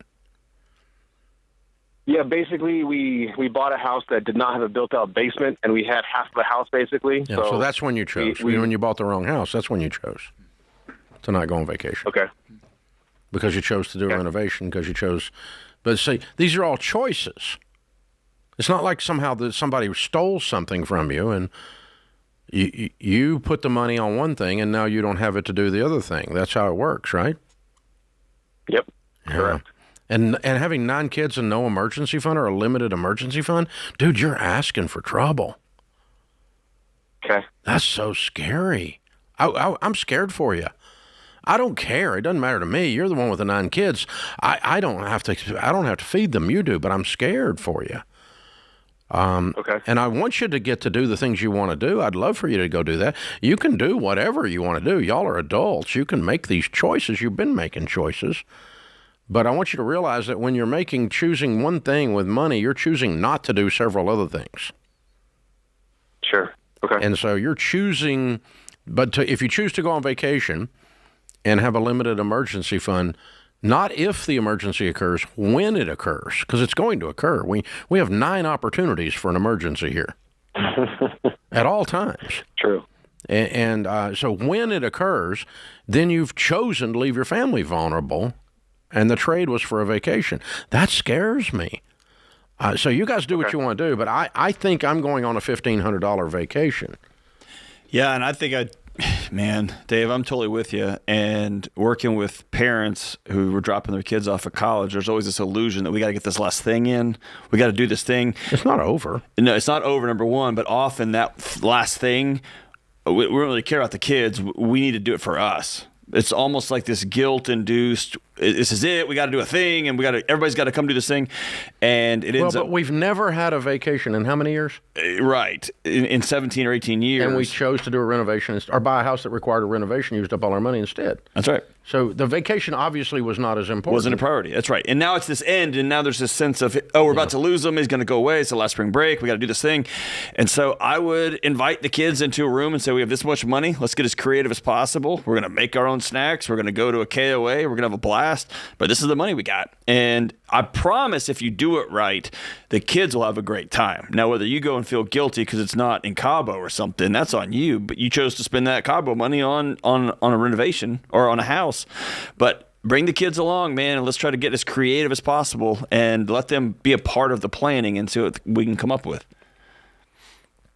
Yeah. You seem distressed. Well, I want him to be able to do this.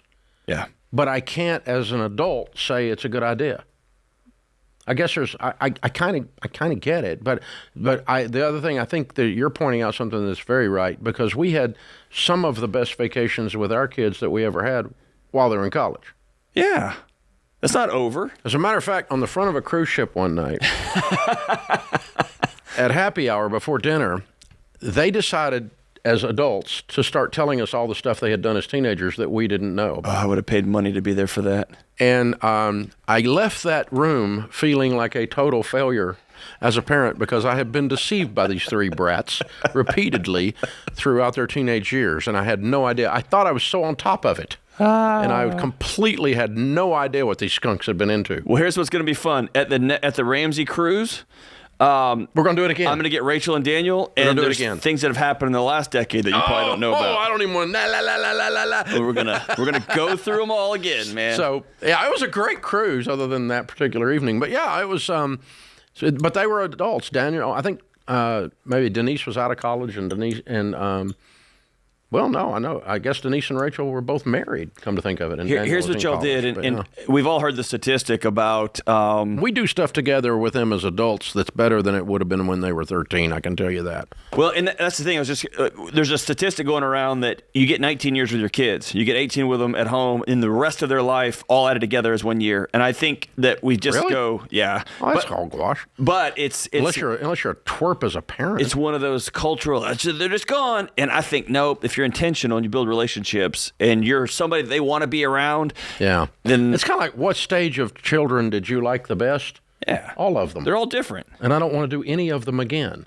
But I liked all of them. That little boy who just reached out to... Oh, he's great. He's great. As long as I can hand him back. That's what grandparenting is called. Yeah. My son's I don't have to do the potty training. I can just do the hugs, okay? So that's great. That's the way it's supposed to be. So, if I'd have known how great grandkids are going to be, I'd have been nicer to their parents. But, that's a different thing. So, but I'm loving this stage. Right. I'm loving the other stage. And I've loved every stage. It's so embrace the toddlerhood, embrace the teenage years, embrace them leaving for college. But every expense is a choice at the end of the day. Yeah, and you're choosing. The thing you got to remember is called opportunity cost in the finance world. You lose the opportunity to do B when you do A. When you do B, you lose the opportunity to do A. It'll only do one thing. It won't do both. This is The Ramsey Show.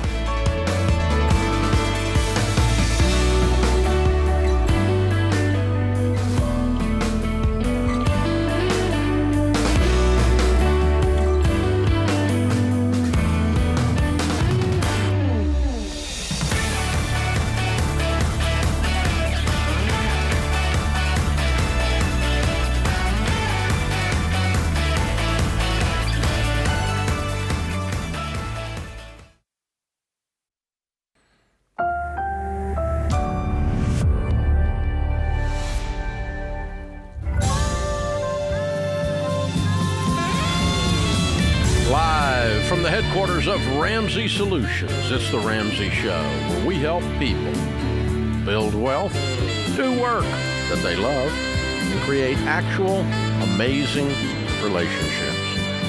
I'm Dave Ramsey, your host. Dr. John Delony, Ramsey personality, #1 best-selling author, and host of the Dr. John Delony Show, where you can get help with any area of your life. He's my co-host today.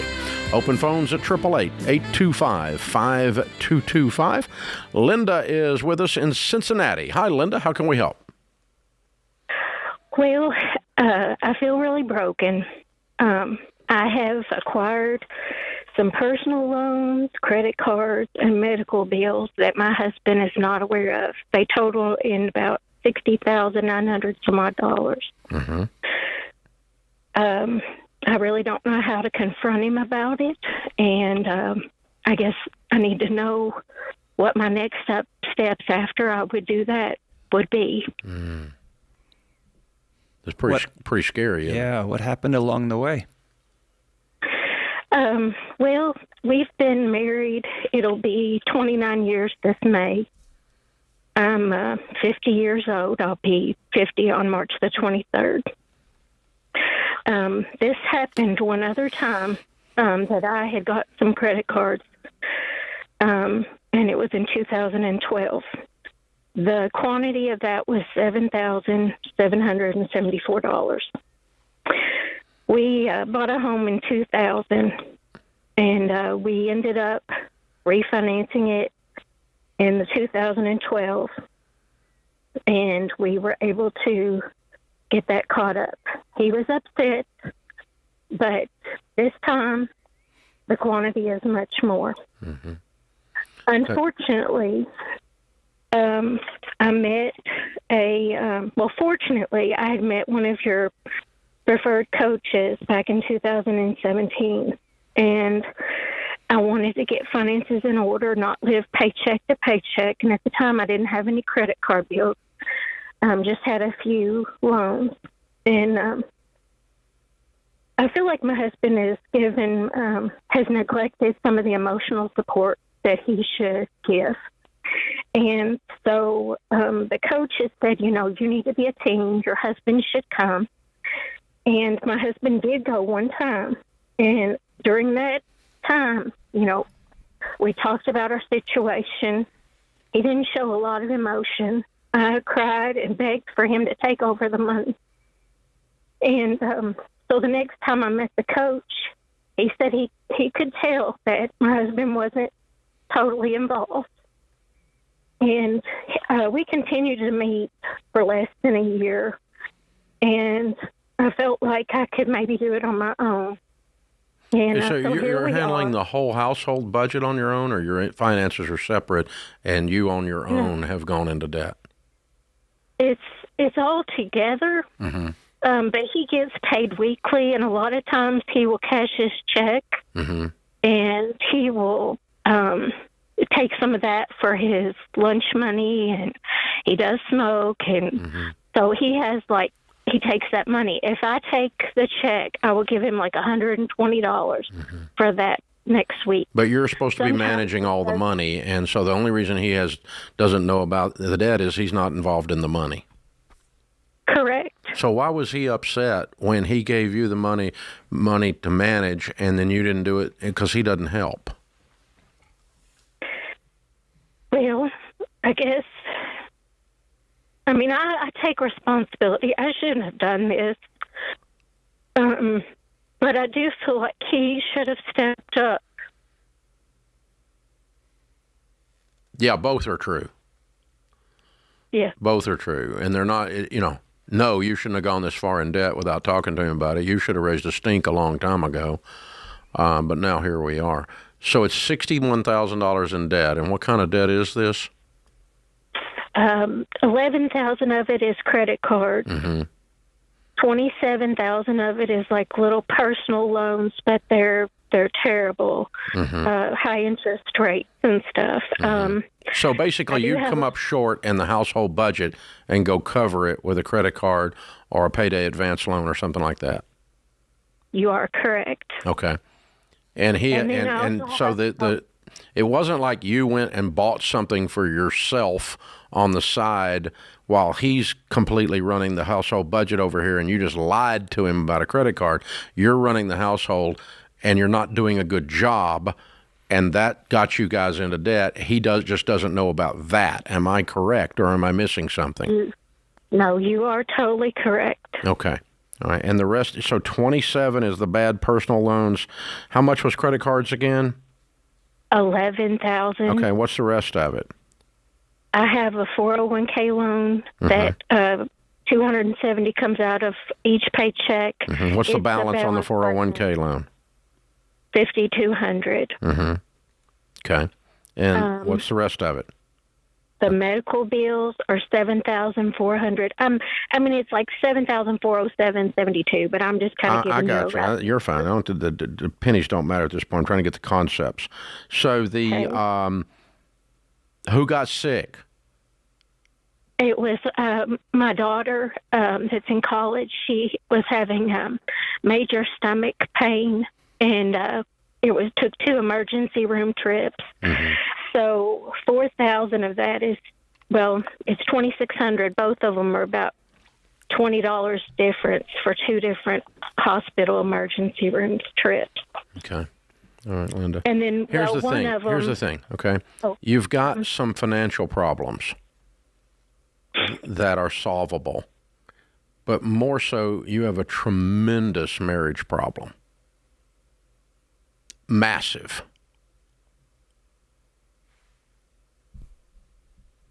Do you agree with that? I do. Okay. I really do. When something is this big, you have a data point, and that is when you sat down with him and said, hey, I've been managing this all by myself and you're not helping, and I have driven this car off the road into the ditch to the tune of $7,000. You've got a data point on how he reacted. Now you're 8.5x that, or 8x that, 8 times that much. I recommend you get either a couple or a pastor, somebody that you trust to be a part of this conversation, because it may be combustible. Are you going to be safe? Is he going to overreact? Is he going to yell and scream? Is he going to hit you? Is he going to run out of the house? What do you think his reaction is going to be? He's pretty much passive aggressive. Okay. And I do fear emotionally more than anything the rejection. I think I could take better if somebody punched me. He's not doesn't beat up on me or anything. Okay. You need to sit down with a marriage counselor ASAP now. Yeah. The debt thing you can work out with one of our coaches, and you actually know how to do that when the two of you get on the same page. Hang on the line here. I'm going to hook you up with 3 months of BetterHelp for free, and at least give you somebody to call right now today, a licensed counselor. Hang on the line, and Austin will get you taken care of there.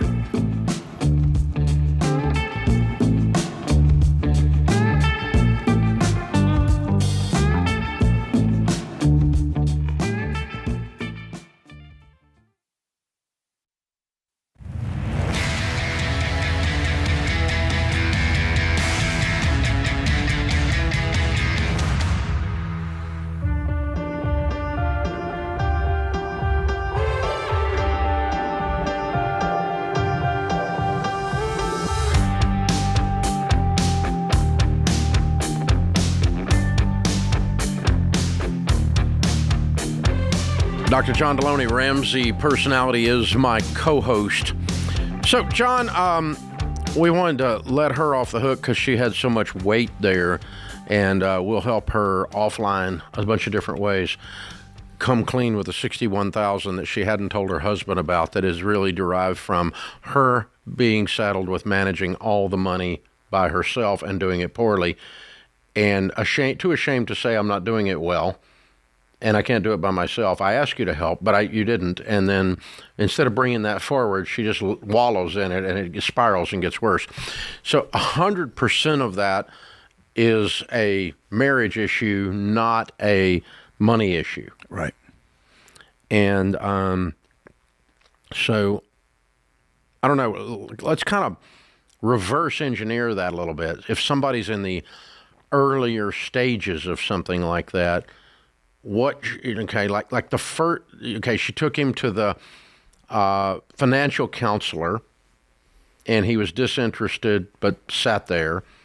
Then he continues to just basically dump the entire responsibility of the household finances on her with no emotional help or help of any kind. As a matter of fact, quite the opposite, a cloud looming over. If you screw this up, I'm going to be mad and reject you. So what should she do, and where, if someone's facing something similar, where in that storyline should the direction change in how she's handling this? Well, she did it in the right order. She went and met with a professional, one of our Ramsey coaches, who then said, I'm not going to meet with you. You got to do this together. So she brought her spouse in. Spouse looked at her and said, I'm uninterested. And we see this happen a lot with my friends who work as personal trainers. Mm-hmm. Like the couple comes in, they're both going to get in shape. Mm-hmm. One's like, I'm not doing that.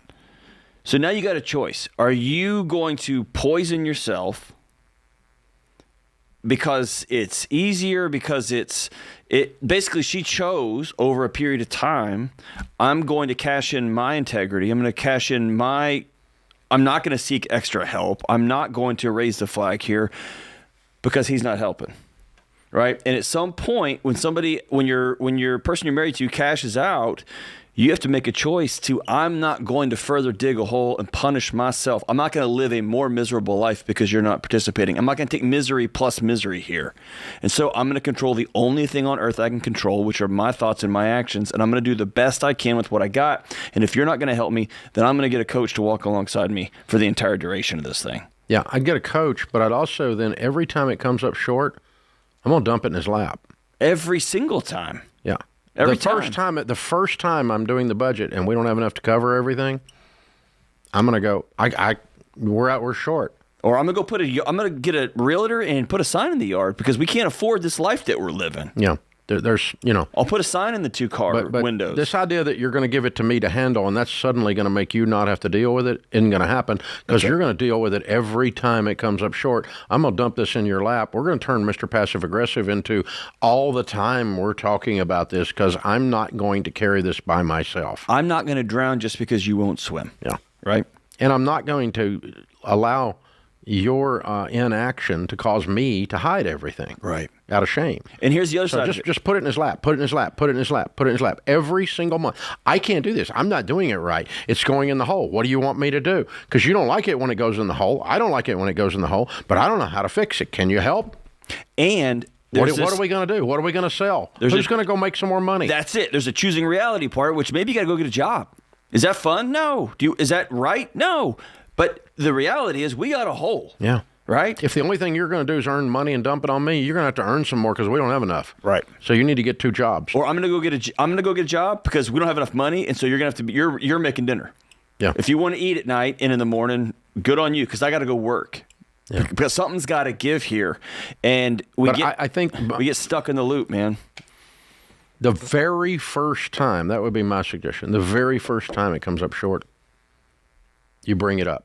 And every single time thereafter, as opposed to slowly going into debt, small cash advance, small credit card debt at a time, and then their daughter was ill, has stomach issues. Did that run through your mind too? Oh, yeah. Absolutely. I wonder why she has stomach issues. Right, that's just a chaotic home. Yeah, right? yeah. I assume so much stress in the air. So much stress. But again, when you live a life without any margin, one of your kids pops up sick. And that's why we do this. We don't teach people to get out of debt so that nothing ever happens. We teach them to get out of debt because something's going to happen. Yeah. Right? Exactly. You are going to have a kid call from college who needs to go to the ER in the middle of the night. I made that call countless times. And so I get 2 kinds of debt being hidden from spouses. Kind number 1 is, I wanted to do what I wanted to do. He wouldn't go along with it, so to hell with him. I'm just going to go take out a credit card and buy a Louis Vuitton, right? And I want to buy something, and I don't like this budgeting stuff, so I'm just going to be a child and act like I'm in Congress and spend money I don't have, right? And open a credit card he doesn't know about so I can get it done. That's kind number 1. That's a spoiled brat princess deception, financial infidelity. But I run into this one almost as often, the hidden debt, where we're hiding debt from the spouse because the spouse said, you handle the money. They're not handling the money well, and the shame that they're not doing a good job and therefore they're going into debt causes them to not reveal it rather than turn and dump the whole shoebox of bills right back in his lap and go, hey, buddy, turn off Monday Night Football. You got to help because I can't do this. And you're going to whine and cry and carry on if I do it wrong. So I'm out. Or you're spending more money than we have, and you don't seem to get that. I'm not paying any more bills. Yep. I'm not sending the money anymore because I'm not going to sit over here and carry 100% of the stress of this entire freaking household while you just go off to work. And you cash your paycheck that you got this week. Yeah, sounded like ain't your mama. I'm your wife. That's right. Yeah. And so there's the adjustment there. But that's the two kinds of deception I find. And actually, I think the Louis Vuitton one is actually a lot more evil, that version, to me, than this is. This is shame-based. Right. And that one's arrogance and pride-based. Yeah. But both are deception. The shame's heavy, man. It'll bury you if you're not careful. It's real. It's heavy. Yeah. And makes you do things you would normally do, but I think it's about standing up and saying, I'm worth more than this life. Yeah. No. Not doing it. Nope. Yeah. Nope. Jake is with us, and Jake is in Indianapolis. Hi, Jake. How can we help? Hi. So let me give you some context before I ask my question. Quick. My long-term girlfriend and I recently graduated. We each have about $100,000 in student loans. I'm all in and paying it off in 2 to 3 years. I'm excited to tackle this beast. She's more excited about the new likelihood of getting engaged and married. We've had this dream talk that you guys mention quite often about money, and she's questionably on board with paying off the debt. I say questionable because historically with money and kind of avoidant around taking action despite our discussions and my offering help. So my question is, am I wrong to think we should wait a year or so before getting engaged so we can both pay off a chunk and kind of show that we're both committed and being on the same page? It has nothing to do with both. You're trying to test her to see if she's worthy of engagement. That's bullcrap. Yeah. Y'all need to go talk to somebody as a couple. Yeah, no way. Nope. What? Yeah, I agree with John that you should go talk to somebody as a couple because, hey, she's not going to change by getting engaged. She's not going to change by you making her pass a test to get engaged. That's a false box to check. Neither one of those are there. She's going to change when she decides that it's as important as you think it is. And until you're aligned on that, you should not get engaged. But I'm not going to have her pass a test to get engaged. You're going to do that when she wants to have a baby. Well, you got to pass my mom test, and then when she wants to buy a house, we don't test our marriage partners. We walk alongside them. Yeah, and so she's got a. But I agree that you shouldn't go forward with marriage until you get this figured out and get aligned. Because your values aren't aligned. You're not aligned. You're going to have a long life trying to make this happen. It's not going to happen. So you guys need to get aligned, and then you need to get engaged and get married. As soon as you're aligned, regardless of the debt. As soon as you're aligned. But you're not aligned right now. This is The Ramsey Show.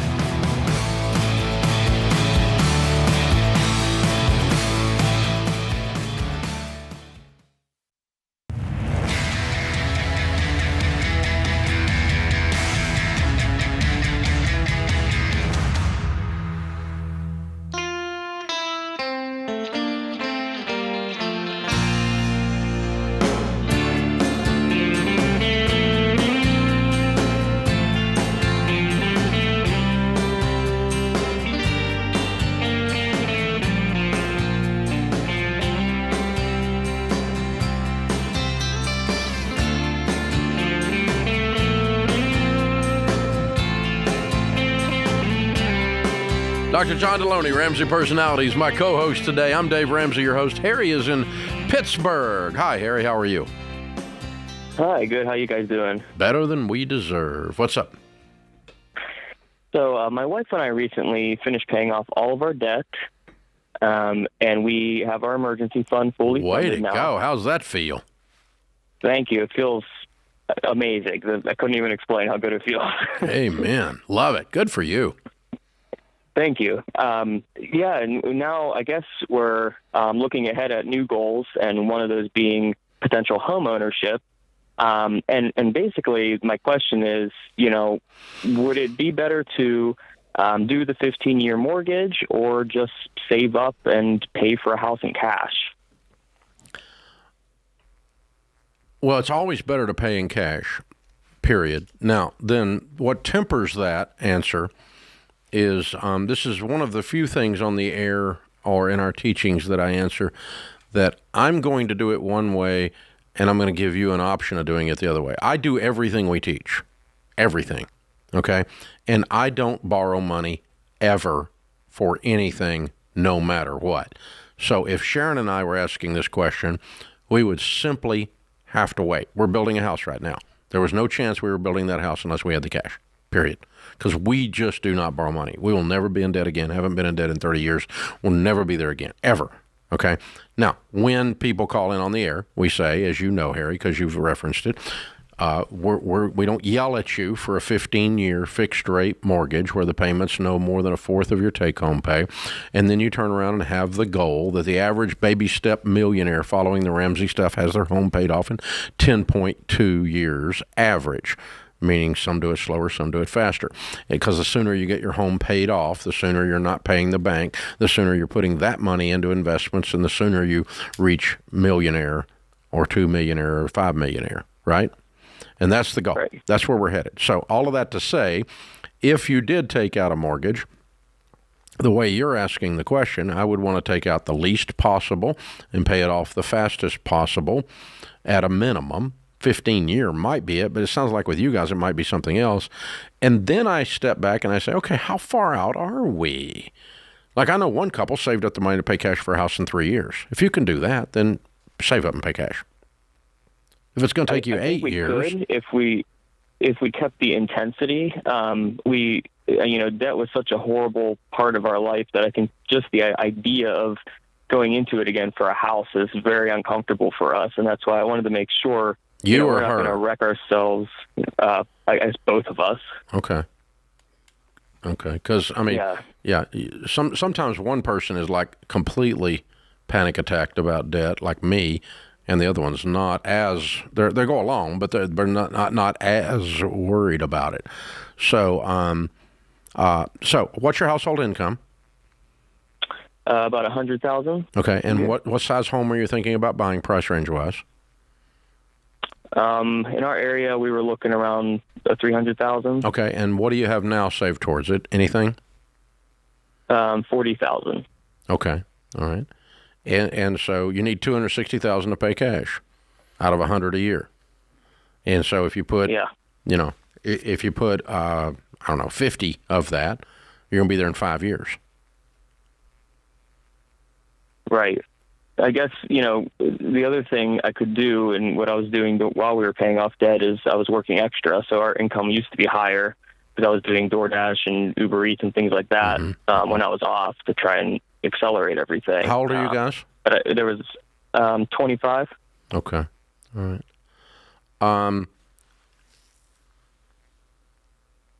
I would probably get a really good, strong down payment in your situation, and I'd be just fine with you guys taking out a small mortgage and then having a 5-year plan to pay it off.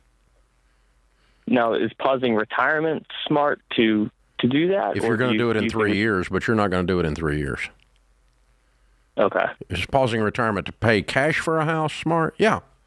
Yeah, but if you're going to do it in 3 years or 4 years, but this is going to take you guys 5 years, because we do not recommend gazelle intensity all the way through the end of this, and put you on a 5-year plan more than you've already done of door dashing. No, I wouldn't. I would because I don't borrow money, but or I'd buy less house and do a step-up plan. I'd go buy me a $150,000 house, which ain't much, right? Some kind of dump in Pittsburgh, that's what it would be probably. I don't know. I guess it would be. And so, but I'd get in there and at least get in there and then go do it again, then go do it again. That's kind of what we've done too. We did that with cars. I was driving a piece of crap that was worth $100, and then, then I got a $2,000 car, and then I got an $8,000 car, and then, every time I just but at least I had a car, and you can kind of do that plan here too. Either one of those would work, but none of these answers are wrong, Harry, because they're all heading in the right direction. What's wrong is taking out a 30-year mortgage, and promising you're going to pay it, and the payment's a huge chunk of your take-home pay, and you can't breathe, and you go, oh, because real estate prices are high, and I'm a whiny millennial, and give me a break, No, that's just bullcrap. Because we have actual stud millennials who pay cash for things all the time or pay off their debts all the time, so it's doable. It's just, but we have this, there's systemic problems with the economy. Yeah, right. You're stuck. You're so stuck. But,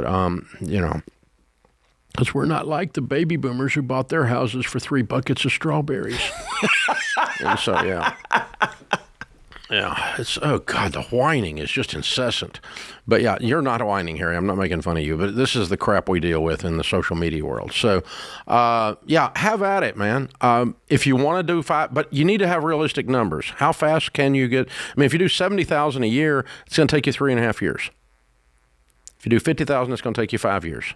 Just do the 260 divided by some number out of your 100, and then how much door dashing do y'all want to do? How badly do you want to do this? I mean, you got little kids at home. She's going to be sick of you being gone all the time. How far do you stretch this out? What level of price are you willing to pay? And or do we, scale down the house price and move 40 miles further out of town so that we buy about the same house for $200 instead of $300. Maybe that's a way to do it. I don't know. There's maybe some other choices you can make here that get you going. But no, I would not try to do something, for 10 years, we're going to have no life. So one time we pay cash for a house, and it's the perfect house. By then, the target will have moved. Yeah, and I think it's just coming to terms. If you're going to sign up for a mortgage, let's put it in a blood oath that this isn't going to be a gateway drug to just borrowing more money again. Yeah. And let's say, okay, we're going to do it for this one thing and just to get us a house, and we got a 5-year plan to pay it back. We're going to be pretty diligent, but we're also going to go on dates, and we're going to get a couch and things like that. But let's do this right, and this is not a path to deconstruction again. Yeah. But, I mean, we had one couple, they just gotten married, and they made $100. And they were telling us about it. They moved into this rich old lady's apartment over the top of her garage. And they were a brand new married couple. He cut her grass, and she fed her dog and walked her dog. And they lived there almost free, and they made $100K. Well, I mean, they saved $80,000 a year for 3 years and paid cash for a $250,000 house in 3 years. And they were 25 years old, And so that's not a bad plan. Right. But doing that for 10 years is different than doing it for 3. Right. And they found a way to make the thing work. And that's a cool story. I like that story. And one of them was a fireman, one of them was a teacher. Yeah, that's pretty neat. And so that's similar to we moved into a residence hall for a year to pay off everything, and we were going the other way. We were so underwater, but similar. Yeah. Not everybody has that story, but it was cool. But we figured out a way. Yeah. Right. Yeah. You scratch and claw and fight and do weird things. It's a weird real estate market out there, and I'll make fun of you guys, but also tell you I know it's tough. Yeah. But here's the thing: you can either scream at the wind or you can adjust your sails. This is the Ramsey Show.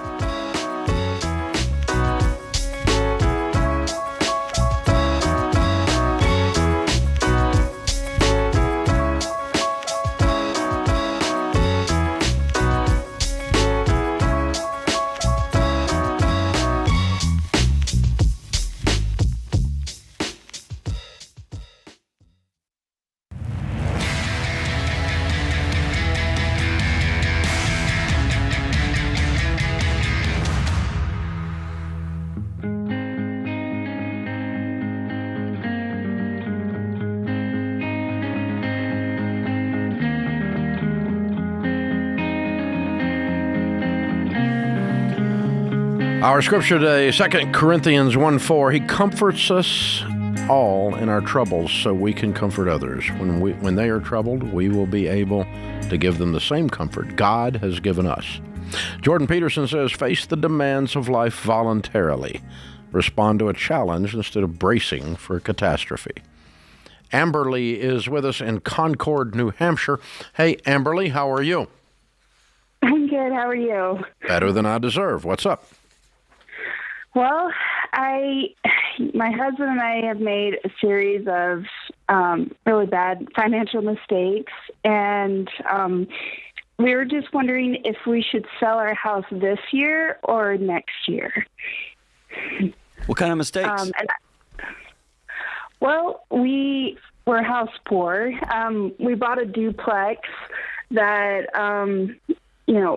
it's overwhelming. We pay about $3,000 a month, and we only make about $60,000 gross a year. So why would you wait a year? You're drowning. I know, we are. What is it you're waiting on? Well, I'm the main person who does the budget, and I for some reason it seems like we do somewhat make a little bit more money by staying here, but I feel like it's wrong. Like, I feel like it would be better if we can move. I'm confused. It feels like you make more money. Math is not a feeling. Do you make more money or not? Well, we make $60,000 gross, and then we also get $2,500 a month from the other side. And so, I don't know. I know we probably should, and we're. Do you not like being a landlord, right Amberly? No. Okay. I don't. So let's sell it. Yeah, be honest about the problem. I can hear it says this thing's a brick around your neck. Yeah. Your sanity's not worth it. It is. Yeah. Yeah. It's a stupid house. Yeah, it is. And we found out that our tenant has been running the water 24/7. And so, sorry, I'm just, it's a little overwhelming being on the air. Sorry. It's okay. You're good. We've never lost a patient. You're okay. Yeah, and I want to, and we're in this market where I know that we could technically, this house would appreciate, but doesn't matter. I do want to get rid of it. Doesn't matter. It's not fun. No. Everything in this conversation says you're not having fun. No. This house has not been a blessing. It's been a curse. Yeah. And TikTok told you that the way to wealth is to buy a duplex, rent the other side, don't pay your mortgage, and you're going to... And now it's not fun. And now it's not fun. You found out TikTok was wrong. Oh, there's a shock. Yeah. Yeah. Yeah. So, should we put it on the market like next month? Or, by Friday. Yeah, Friday. Friday sounds good. Okay. I'm not kidding. Okay. I'm not kidding. Okay. If I have something I own that I hate as bad as you hate this, even if I made a mistake and I'm ashamed to admit the mistake, I'm still going to admit the mistake. I want to kill it as soon as I can kill it. I want it in my rearview mirror as a distant memory of dumb things I've done. Otherwise, every time you drive up the driveway, you're going, I don't feel really good about me. Yeah. And you can't be the wife you want to be. You can't be the mom you want to be. You can't be the employee you want to be. It affects every square inch of your life. You're not having fun. We can hear it. And it's not just you're scared to be on the air. It's your whole situation, right? Yeah. I mean, if you had a house payment you could afford, you could breathe again. You're having trouble getting a full lung full of air right now. Yeah. It's overwhelming. I'm scared. Yeah. We can hear it. And it's not being mean to you. I've been exactly where you are. That's how I can identify it. I smell it. I know what it feels like. And the thing is that the faster you act on this, the quicker you're going to get peace. Yeah. And peace is really our goal here. You got plenty of time to buy a different house, plenty of time to make different real estate decisions, sell this thing, and go rent an apartment or something for 6 months and breathe a little bit. And then slow down and make a better real estate decision the next time you move into real estate. You can do this. Okay. So go to RamseySolutions.com and click on Real Estate ELPs for Ramsey Trusted Real Estate Agents, people we trust that we have vetted, and they'll help you get the thing on the market and help you get it sold ASAP. That's what I would do if I were in your shoes. I like real estate, but I hate real estate. Isn't that interesting? Because I see what it does to people when you do it wrong, including me. It leaves a mark. It's not fun. Alejandro is with us in Miami. What's up, Alejandro? Oh, excuse me. Sorry, I just drank water. No trouble. Yes, my question is it worth it to go to college? Now, the reason why I'm asking that is because I have my brother. He's basically studying in the U.S., and he's been going to college for basically 8 years now because he's getting his doctors. Now, he's a, straight A student and everything. And my worrisome is that his debt is 5 digits. So, it's 5 digits basically. So he's going from let's say from 9,000 to 60,000. And the amount of debt that he's getting is ridiculous, right? Mm-hmm. And what are we asking about, you or him? How was that? This is more for him than it is for myself. Well, he's already made his decision. Right. But what I wanted to know is that, from what I see in the market overall, I see employers basically asking more than what they could give off. As in, a story that he was telling me is that, oh, hey, there's a position that they like his degree, but they're only offering 70,000 instead of the range that the college promised him. And that's kind of what is his degree going to be in to continue the discussion? Sports medicine. Okay. All right. And so he's going to end up how much in debt to do sports medicine? 60,000. Okay. And this is a 4-year degree? This is it's becoming 8. He did 4, then he got his master's so he's getting a PhD in sports medicine. Yes. Yeah. Okay. Well, that's not necessary. Okay, in that field. So the answer, but the problem is you cannot extrapolate that to, is it okay to go to college? Because yes, it's okay to go to college. College is worth the expense if you pay cash and study something that's actually usable in the marketplace. The problem was your brother overdid it. He got 2 more degrees than he needed to function in that space. Or at least one more that he could afford. And if he wants to move up, then he gets his master's degree. Do not need a PhD in sports medicine to function in the sports medicine space. Yeah, unless maybe if you're going to go work for an NFL team or something, they may want you to have a doctor by your name. But who knows? I don't even know the particulars of that. But the college is going to give you a range, and when they give you a salary range, those things are skewed by if they're taking numbers from San Francisco and New York to Nebraska. It's all over the place. Yeah. And so don't blame the college. He's got to do his own research and say, what does it pay in the area that I want to live? And I wouldn't go to school 8 years for a $70,000 job. I agree with you, Alejandro. That's not worth it. Absolutely not. And you can get lots of $70,000 jobs for 4-year degrees and lots of $100,000 jobs going to trade school and being a welder. So if you're just looking at return on investment, the trades are awesome. There's a gap right now in the marketplace, and they pay beautifully.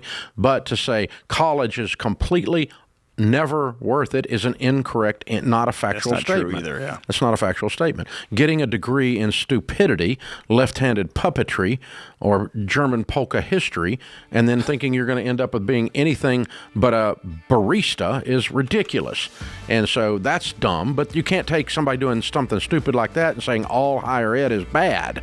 That's just not true. No, the data is my kid's going to go to college. Yeah, mine too. Mine did. Yeah, there you go. That puts this hour of The Ramsey Show in the books. We'll be back with you before you know it. In the meantime, remember, there's ultimately only one way to financial peace, and that's to walk daily with the Prince of Peace, Christ Jesus.